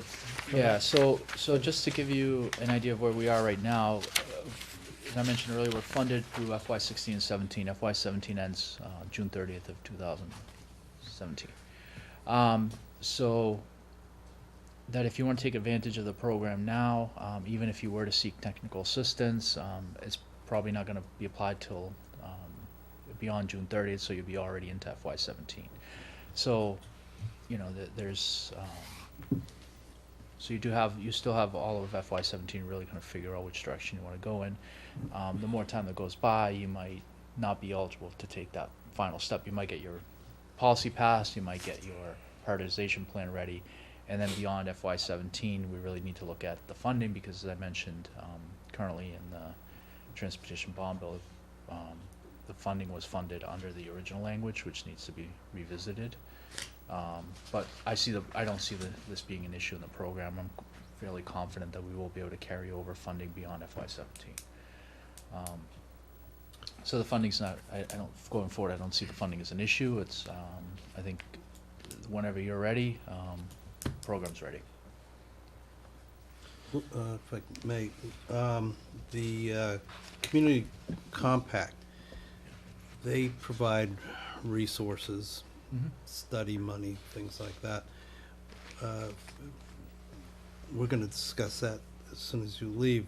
But if we chose the complete streets as a best practice, would the community compact have resources to help us develop the policy? Or is it the... I don't know what they offer specifically for technical assistance. I do know that they offer some things. I do not know what they are, so that might be something you'll look into in the program. I know in the handout there is a link to their website, so you'll be able to find out exactly what they're willing to offer. But in developing a policy and the prioritization plan, I think this is something that you can either have use the Merrimack Valley MVPC do, or you could have a consultant do. And there's $50,000 available. So they could there's do a the good policy and the prioritization plan? The money's for the prioritization plan, but I will tell you that most consultants that have reached out to towns have said, we'll help you develop your policy if you... Of course. Okay. Yeah. So Lou, one of the questions that we're going to get from our constituents is, can this be applied to this Elm Street bonding project that we have coming up in a month? And not that this would be approved by then. I know that's not going to happen. But the question that would love to understand is, if there's an existed bonded project with that's expected to be done ASAP, or if it's already been, the project's been started, will they look back and apply? I think probably the quick answer is no, not if work has already been begun. I think it's similar to Chapter 90 process. You need to get your approval, your contract in place, the work needs to be done. Sure, and I'm then, clear on that. but if there's components of that project that you want to leave out, or costs escalate and you need additional funding for certain elements that can be built at a later time or a different stage, or those would be eligible. And the town's only eligible for $400,000? Up to 400, right? So. Right. Okay. But I did like what he says. I think when you started, you said one of the reasons you're trying to do it this way is because, I may not fully agree, but I think you said that the town could do for a nickel what the state does for $1. Did I hear you say something of that sort? No, it was with respect to what the original language was asking the municipalities to do to get the money. It was just, there was 7 elements. One of them was you had to do annual reporting, you had to build a mode shift goal, establish a mode shift goal, and keep track of it. There were some other, you essentially had to apply. So there's some elements that we hope. Good, We've already 'cause developed the program, so can't it's just hire a a matter of traffic rewriting the Right. the language. All right, Lou. Well, thank you. We really appreciate you coming up, and you will see that there will be an initiative here to look at this much deeper and harder and quicker. Yeah, and if you have any questions, I can leave some. Oddly enough, my contact information isn't on this. But I will leave some cards with you that if anybody has any questions, feel free to email me. The other options, you can go right through the program itself. If you go to register in the portal, Right. there's a contact email there that comes to me as well. So, Excellent. and if you have any questions, again, just please feel free. The one thing I can't stress enough is that we went out and we're on the western part of the state. We're meeting with, I think it was Northampton, Amherst, Belchertown, a few other smaller towns, and with the original bomb bill language in hand. And they basically said, just give us the money and go away. So I think from that message, we went back to the secretary and said, look, we need to do something that works and that people feel comfortable with, and I So that's our reservation, as you can Absolutely. imagine. We just, there's always there's no such thing as free money, and I've learned that after I was about 18. But there's a requirement to be fulfilled for monies that we get, and that's that's the question that we want to know when these guys go, is help us understand what does that mean if we're now a member of the Complete Streets program. So that's all. absolutely. Lou, thank you very much. We really, really, truly appreciate you coming up. Thank you for your time. Thank you for being so patient. Yeah, this is all exciting for us. So. Would you like me to leave a couple?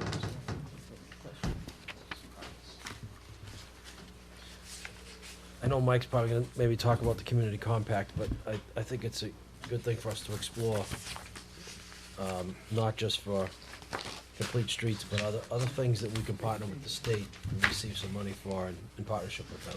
Right. One is finance, and I think that's what you're gonna talk about here, right, Mike? Yeah.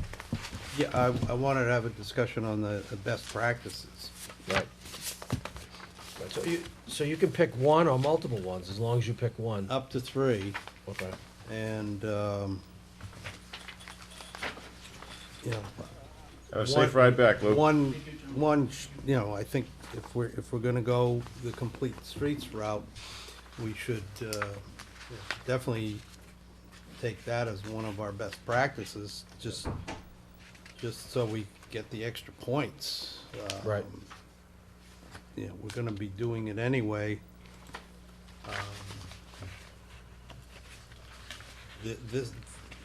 This is the actual application.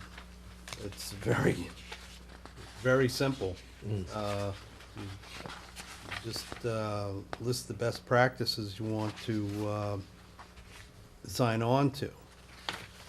If you noticed, the long-range planning and forecasting is on there, but Gotta save some money. we're about to, well, I have the contract in tonight's agenda too, to talk about. I don't know if any of the board members have reviewed this and have any suggestions. Yeah, I think if we're gonna look at, especially if we're gonna look at a 5-year forecast or a long-range forecast, that should be one of them.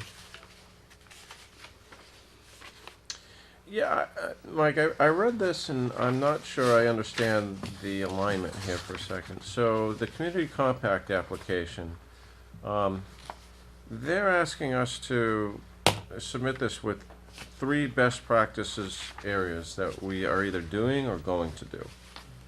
And I read through this, and we do a lot of this already. These best practices here. The question is going to be Right, we ought to get paid for doing it. Yeah, they'll kick in. Last year I had the opportunity to be at a session in Peabody with the Lieutenant Governor on this particular issue. And it was fairly new at that time, but, I think there's help there. In other words, I know that Mike has a proposal for $18,000 for a long-term, budget forecast. We could sign on with the community compact, and I think there's money for that, to have that done, rather than come out of free cash or wherever we're gonna take it from. Am I understanding that right, Mike? They'll help us with that, or give us money towards it? Yeah, and I don't know how they go about doing that. Right. That's the part, once we need to learn a little bit more about they're rather vague in the. It says the Commonwealth's commitments are found on the Commonwealth Compact website. In addition, the Commonwealth will offer incentives to communities for entering into a compact, including prioritizing Commonwealth technical assistance resources to help reach your chosen best practices. Extra points in certain grants and a grant program specifically for compact communities are also incentives included for participation in the program. So they'll help us through the process, and they'll kick in some financing. Maybe. That's what it sounds like. Yeah. Okay. So I would suggest that we definitely put on there, if we're gonna go ahead with this 5-year plan, 5-year, or the long-range planning forecast. There's also a capital planning one there, to Gary's, one of Gary's areas is a capital plan. They'll actually provide technical assistance and help you On do the it. state's website, Yeah. Well, they'll help you through it Yeah. if you sign the compact. yeah. I went on today trying to find what they had for a 5-year or a long term, but I couldn't find anything. Mhm. I was hoping I could find something like that capital plan, but wasn't able to. So, Mike, I talked to you last week about a letter, so you're saying we need more than that. We need because I was concerned whether we needed something of a town meeting type vote, but you're still not thinking we need No. anything of that No. sort. This is All we something that need- the board can take forward. Yeah, is Commitment letter, tier 1, a commitment a letter. letter of intent to develop the policies. And then that gets us in the door for complete streets. Right. I think, There's a lot more than this, is what I'm hearing from David in that. Yeah, there's more than, complete streets is one of them, safe routes to schools is another one. There's, if you look at the breakdown, there's That's the community. education, energy, there's cybersecurity, information technology I saw there, regionalization, they'll help us develop these policies and procedures and come up with these, these best practices and help us But it- along the way. Now, again, I don't know what the full commitment is on their part, maybe it's 50-50, I'm talking financial. Or in there, you had something about 33%. Yeah. Get to Yeah, ask I them didn't get about that whole but piece of that's it. my- Yeah, 33% is earmarked toward low, communities or municipalities that are below the median income. But that was for complete streets, right? Yep. Out of transportation bond bill, this is different. right. This is definitely different, There's 33% in here as well? No. Oh, I thought you just So said. each one has its own, you have to do the research on each one to see what's available. To that, can we do the letter that it talks about in complete streets? Or do we have to do this community compact You don't first? have to, you can do complete streets without even having a community compact. So we could get, independently. so we can definitely get started on that end of it. Right. But it's in your Yeah. best interest to do it through the community compact because you get, the requirements to qualify are less. Okay. What's less the win? stringent. Is it the state just trying to work with the communities to establish and make sure that we're driving, fiduciary responsibility and governance and policy? Just Yeah, being absolutely. good, right? That was the governor's plan, to bring best practices to local government, local. Can we write the same thing to the state? So they can build best practices at the state level as well? Well, he's trying to do that. The governor's trying to do that. But we can help. I get to what David was speaking about. I mean, this is working more directly with the town, and I mean, a lot that we do through Merrimack Valley, and I know they've helped us out a lot, but usually a little guy like Georgetown is on the short end of the stick when it comes to all the funds, and so much gets funded through there. Yeah. And so if this is a way of getting some funding that gets more directly to the town. Right, this is directly with the state. Yes, it's,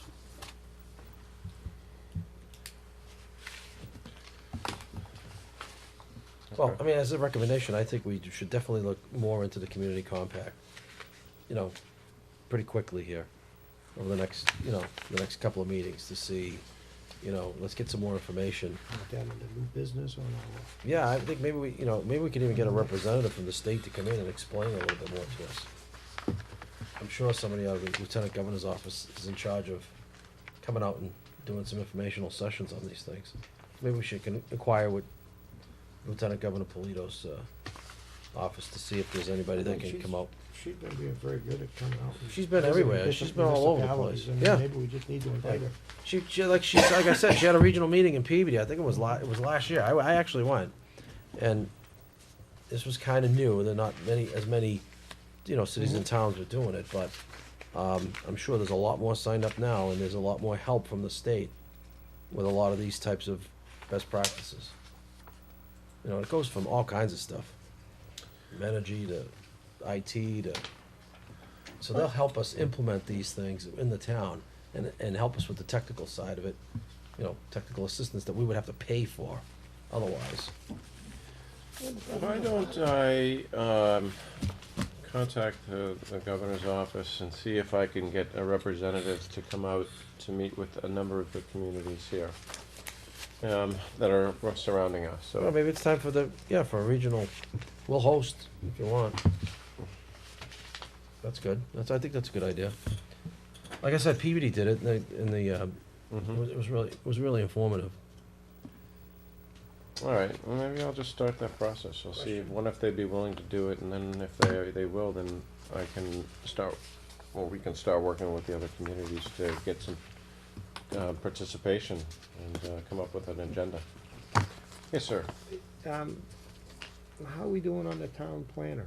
I mean, I thought I heard a little bit of job application. One of the things you put on there that may not have been there before was writing grants and that. So, I mean, do you have any thoughts going forward, other than he works for the planning department? Is it more of a town employee? well, the planning board, at least certain members of the planning board think they should concentrate all their time on planning issues, not, Not, and they don't wanna not the share. big town picture, yeah, No, okay. they don't wanna share. But, they're holding final interviews. They've got it down to 2 candidates, and they're scheduling the final interviews. Should be within a matter of a week or two. But in the past, the past 2 town planners did work with the Economic Development Committee. I hope that will still be there, and I mean, this would fall right into that, I would think. Well, that's why I said certain members of the planning board. Gotcha. I'm not so sure that this compact though is any other board but us. Oh, I agree, Yeah. yeah, no, that's why they wanted the CEO to sign on Right. for this. This is, you know, again, I Um, think if you were gonna do, you know, safe routes to school or complete streets, Peter's gonna have to obviously be involved. Oh, But, yeah. you know, this is, you know, more than economic development. This is about governance and best practices within your team, right? Yes. So it's not really a planning issue or an economic development issue. And so you see a way, if I may continue, Mr. Chair, of Sure. possibly funding this somewhere down here later? We got, what was that we got? The financial, Financial forecast study, yeah. number 6. Mike, do you know any other communities around here that belong to the community compact? No, Peabody. I don't, no, I don't. But in regards to the financial forecasting, I reviewed the proposal with Carol and Joan at the school. They were major proponents of this. They were hoping that, and I asked the consultant if he could have it done by this spring. And because I know Carol was very interested in having this information before we get into budgeting in the fall. So she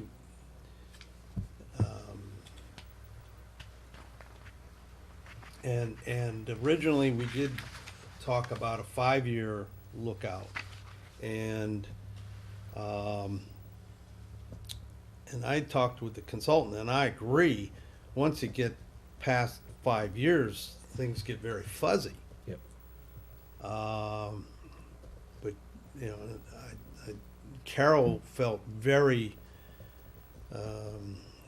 much that they needed that years 6 through 10.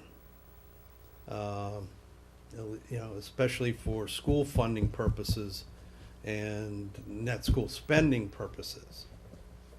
Because the 5-year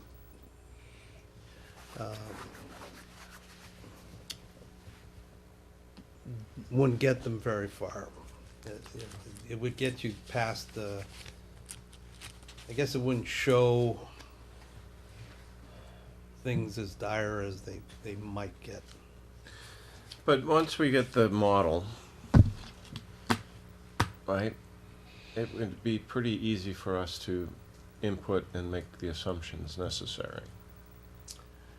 I would think so. Right? He's going to give us all the inputs that should go into his financial projection. Mm-hmm. And we'll just be able to use that as a model for us to do years 6 through 10 as well. I mean, I would just if you haven't, have you talked to him about that at all? Oh yeah, we had a conversation about it, and that's why his original proposal was for 5 years, and I said, well, you know, what would it be for 10 years? And they added an extra $3,000 on the cost of it. So where's this $18,000, up to $18,000 come from? Well, I could comfortably fund 15,000 out of the current budget right now. 18 is going to get to be a stretch. Well, I think he said up to $18,000. Right. Or not more than. Mm-hmm. Yeah, the 5-year was up to 15,000. So you have the money to pay that? I have 15,000, yes. So tell him to just look. You know, we have a $15,000 budget for this, and if we need to reduce the scope, where would he reduce it if he needed to? See, I would look the other way. I look at this a little bit differently. Mr. Meaning, Chairman. what could we do ourselves that he would be doing and take on some of that work ourselves? That's the only reason why I think there's some busy work in here that we could probably do as well.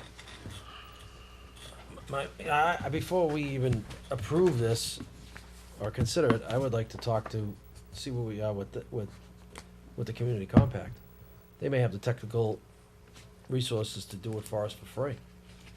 Yeah, I was just gonna ask you if that somehow is tied in. Yeah, it's two different things, but maybe they'll fund the money for us to have it professionally done, or they have the technical experts to come in and help us do it. Sort of like the DOR to come in and Yeah, Give same us a exact thought process, review. yeah, exactly. I mean- So, I mean, I would look into this, I would look into the, community compact before we even approve this, an independent consultant coming in. There may be a way for us to do that through the community compact.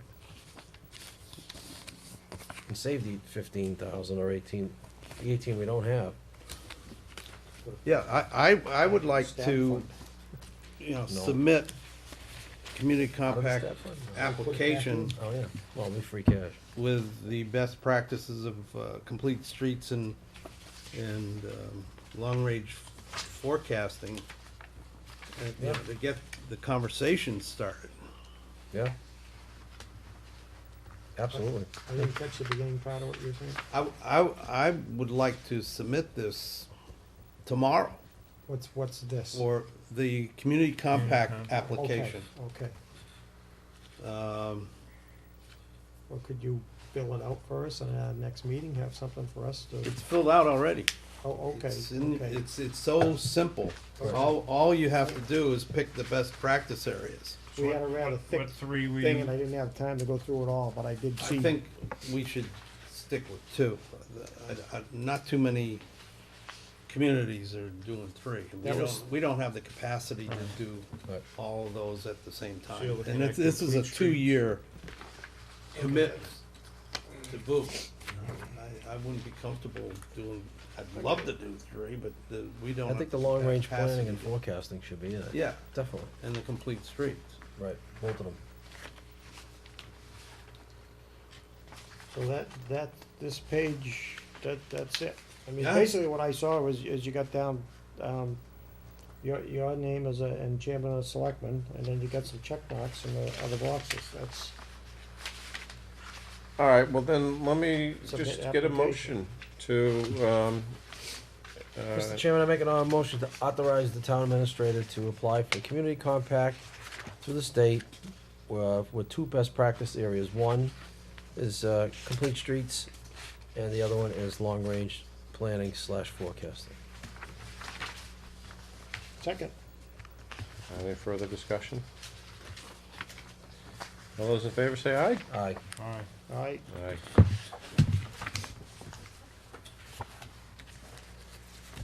All right, Mike, Thanks. yeah, that's. so easy. let's,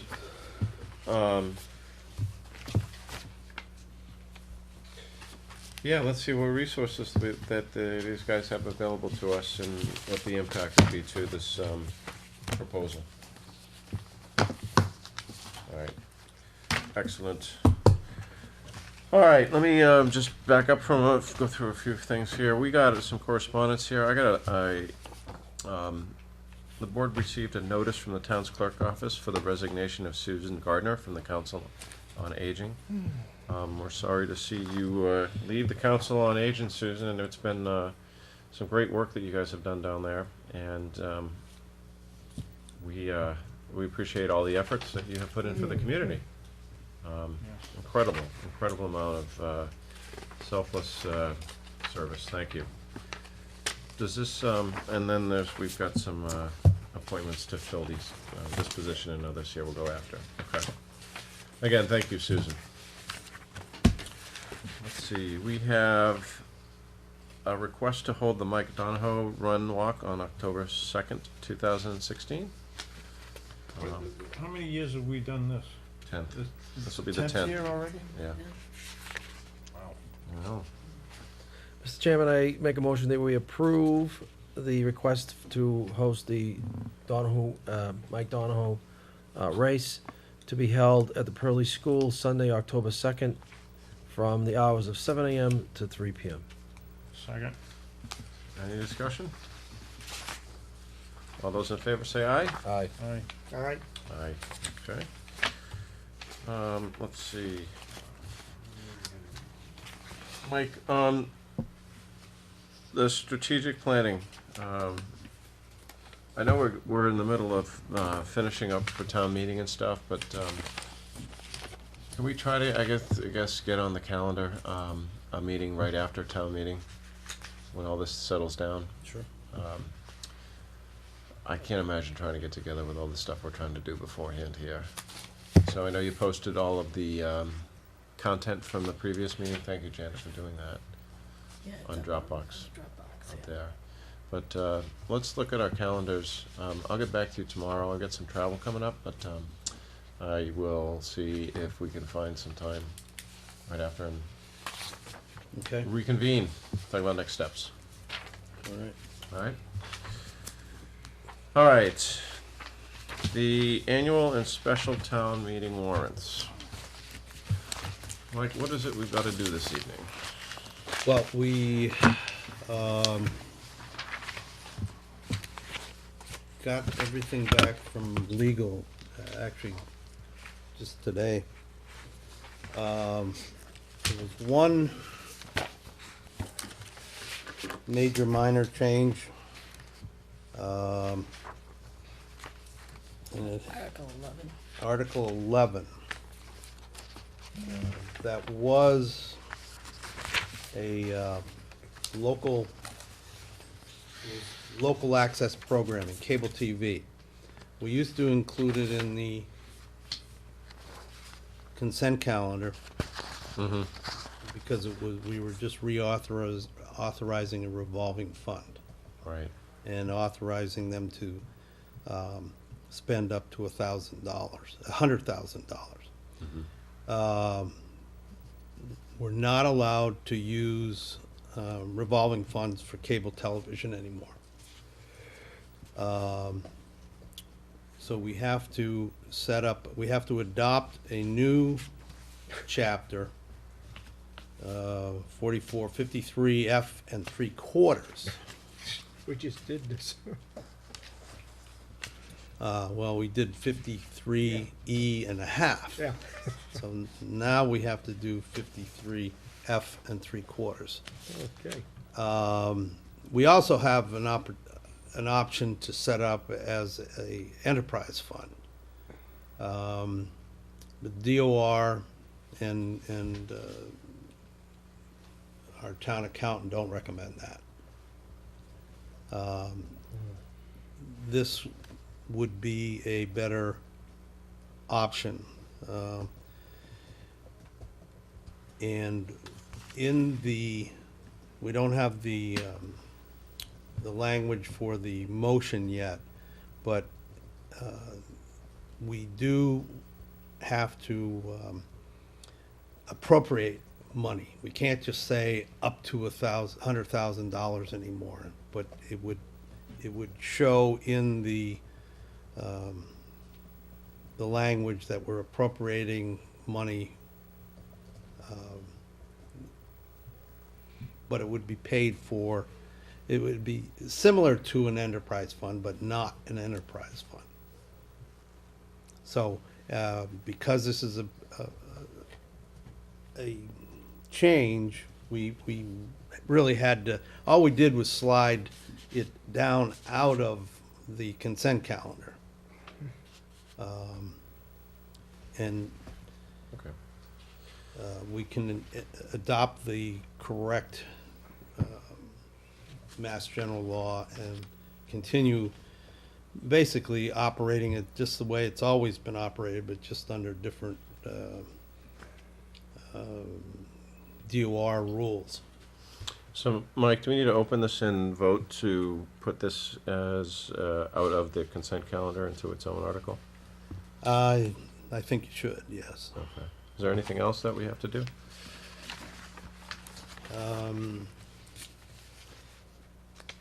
We're still on the fence about the stormwater erosion control.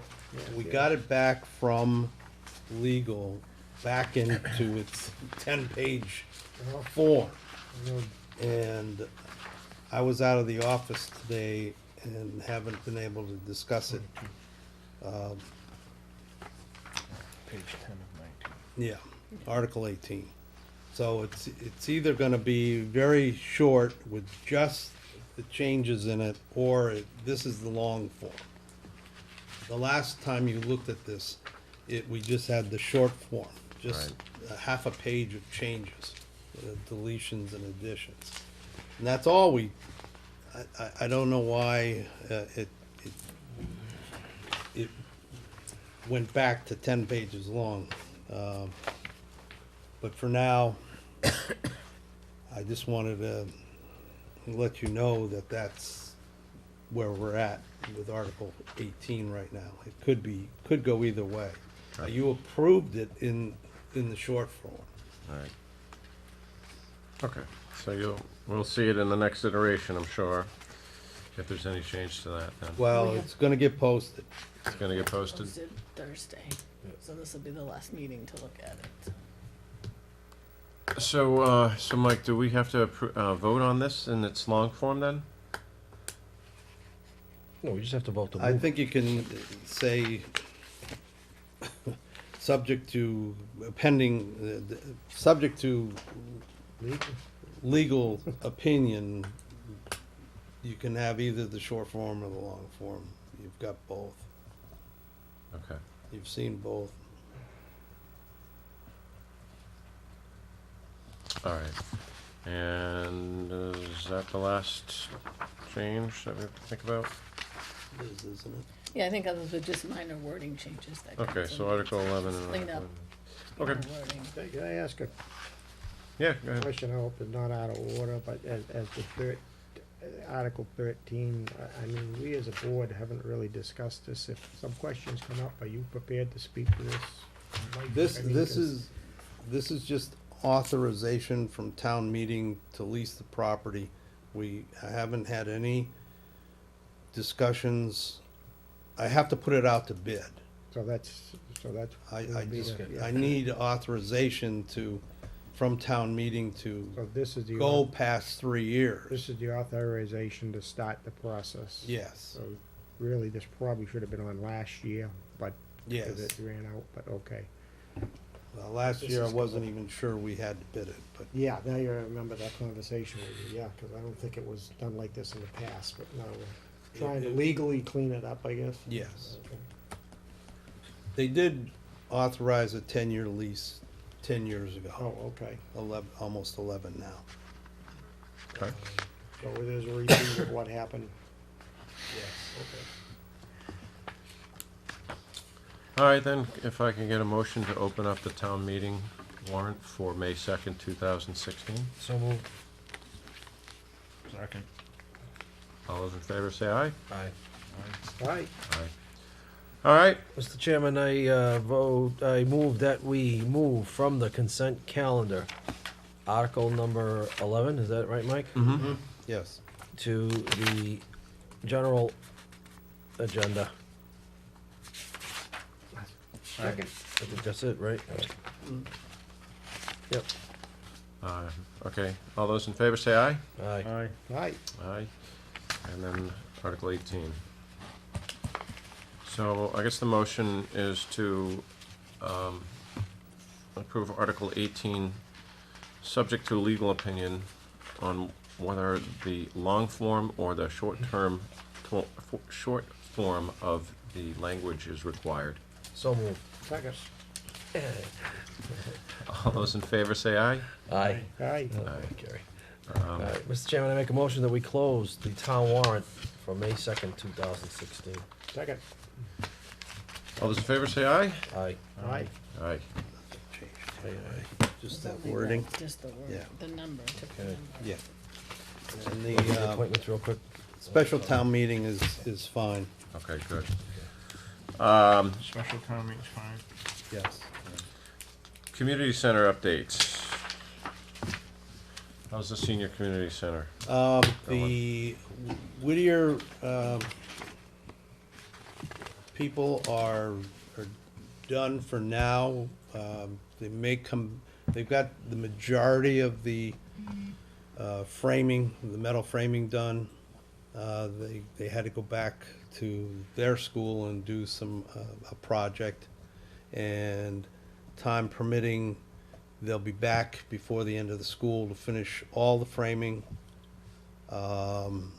Worst case scenario, they'll come back in the fall and finish that, but they've got enough done that the general contractor can start work.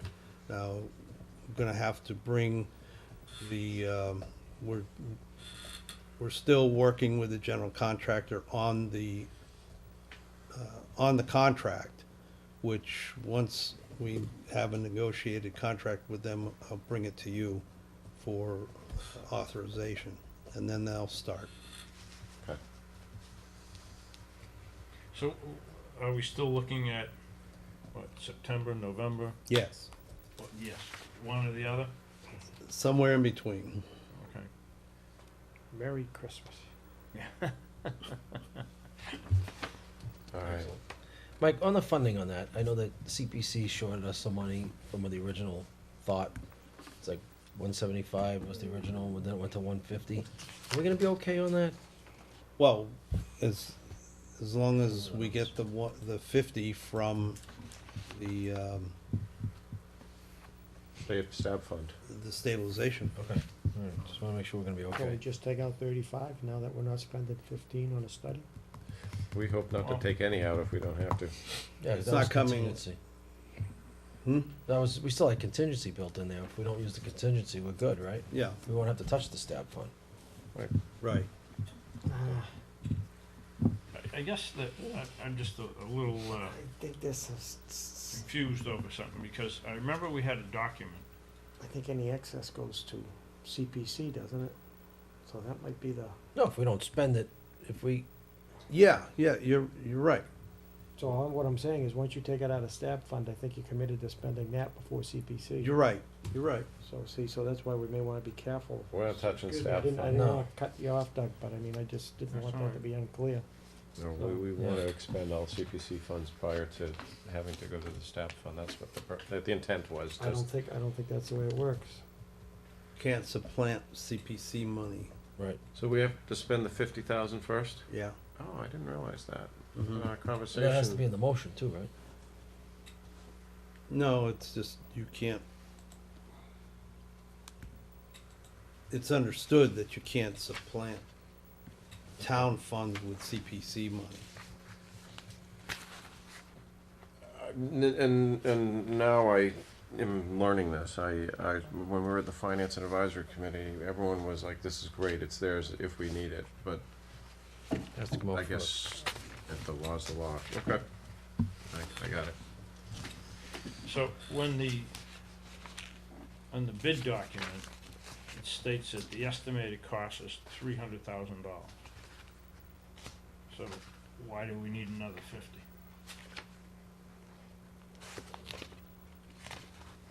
Because that didn't include any money, that was for the general contractors' money. It didn't include the money that's being used by the materials for Whittier and the painting and flooring being handled by the school. We're actually hiring them to do that. We have to pay them overtime on Saturdays to do that work, but it's still less expensive than paying for the Prevailing wages. prevailing wages. Question? Well, hold on a second. I think Doug just have. Then I think I'd probably just rather sit with you in your office and go over this whole thing, Mm-hmm, okay? sure. Because it's not what my understanding was from town meeting in November, was we appropriated $175,000 from free cash to buy the materials so the Whittier people could get started. And then we have a document that has different numbers, that someplace I've lost $50,000. Well, these were estimates done last fall. Mhm. We've since had a bid, and the general contractor bid was 300, it's 200, and I don't wanna, it was almost 300,000, the general contractor's bid. 293,864, I think. Is this the one? No, that's the estimate, That you gave us in January? which Oh, when the the- estimate was done in the fall. That would, we went out to bid, and it's without any contingencies, without any costs for Whittier and the school, and the school help. It's almost $300,000 already, just for the general contractor, without any contingencies whatsoever. That was our best number from our engineers at the time. Well, they ought to give us the money back that we paid them. They're that far off. You know, but it doesn't matter. I'll come in, we'll sit down and talk about it. That's why one of the contingencies was escalation or the time period. No, now a question. Sure, yeah. Doug, Go ahead, I'm done. how tight would we be if we didn't take the money you're talking about out of the stabilization fund? And even if we tried to hold, if we needed it, have an earlier fall town meeting and try and do it there. That way, if we spent all of the CPC funds and we ran short, we could come back in the fall. I mean, I know it's a tough way to do it, but I mean, that's what I'm saying, can we put that money at a lesser amount now to what you really think we need to get by? And then make sure that we do spend the allocated CPC fund money? I don't wanna delay the It's a gamble, and we can't have a much earlier fall town meeting because we have to wait at least, Free cash. you know, till free cash and the tax rate's certified. And when does that usually happen? It can happen as early as September, Mhm.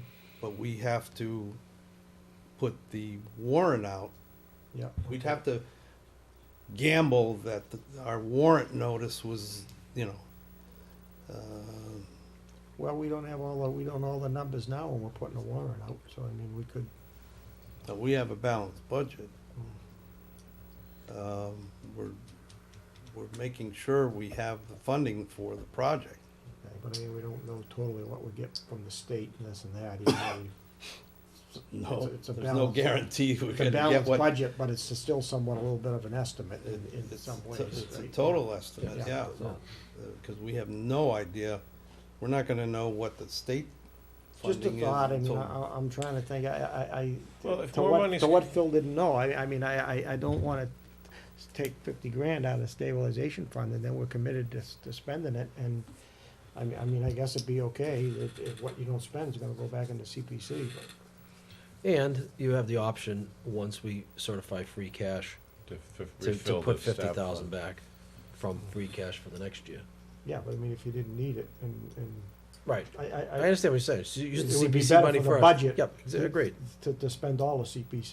than But it's to better for the allocate it. balance sheet, to be honest. But you can't do it that way, so, unless we spent it Right. after. But then you don't wanna go into a project short either, No, yeah, so.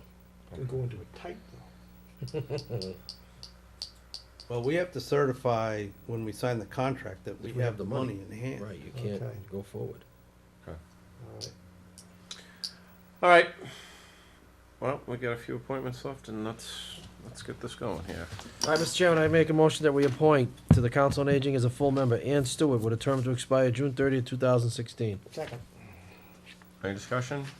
All those in favor say aye. aye. Aye. Aye. Aye. Mr. Chairman, I make the motion that we appoint to the Council on Aging as an alternate from Janice Downey, term to expire. Okay, wait a minute now. We got it. No, what, request the appointment to the council as an alternate. Janice Downey, term to expire June 30th, but wait a minute. What's the from mean, Janet? I, An alternate from Janice Downey term? Something's missing then, if that's the case. Read that. Maybe the from, just could be a typo, so You as sure? an alternate member of the Council on Aging. Okay, yeah. so there's no from there. Okay, so, I think it was a request for appointment I from. thought it was and she was might have filling an just- unexpired term or something, all right. She is filling an unexpired term. Both her and Ann, they're both unexpired terms. That's why they're only till 2006. Okay, so I make the motion that we appoint to the Council on Aging as an alternate member Janice Downey with a term to expire June 30th, 2016. second. Any discussion? Yeah, we're appointing her as an alternate. She's not moving into like Sue Gardner's. Ann Stewart is moving into Sue Gardner's, Sue Gardner's. and then Janice is moving into Ann Stewart's position. Ann Stewart was an alternate, Yeah, All right. so. That's All what right. I was trying to get at, yeah, Yeah. okay. It sounded confusing with Yeah. that from in Caught in there. a loop there. Yeah. Tell me about it. Okay, we have a motion. Do we have a second? Yes, you did. All those in favor say aye. Aye. Aye. Mr. Okay. Chairman, I make the motion that we appoint to the Cultural Council, again with that from, Jacqueline Bennis, term to expire June 30th, 2016. Second. Any discussion? All those in favor say aye. Aye. Right. Thank you, ladies. All right.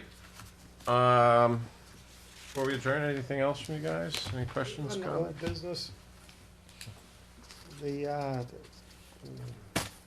we don't have it under old business, but we got the communication about 240, so that is, was it found that we don't have that option, I guess, from what this is reading? That's right. Okay, There's no change in use. so that's closed, Yeah, well, old business. legal suggested we get an affidavit from the purchaser saying that they're not gonna change it. But it still doesn't have any, because if he doesn't do that, we still, without that affidavit, we charge him back taxes. But it doesn't affect our right to, it negates our right to, for first refusal.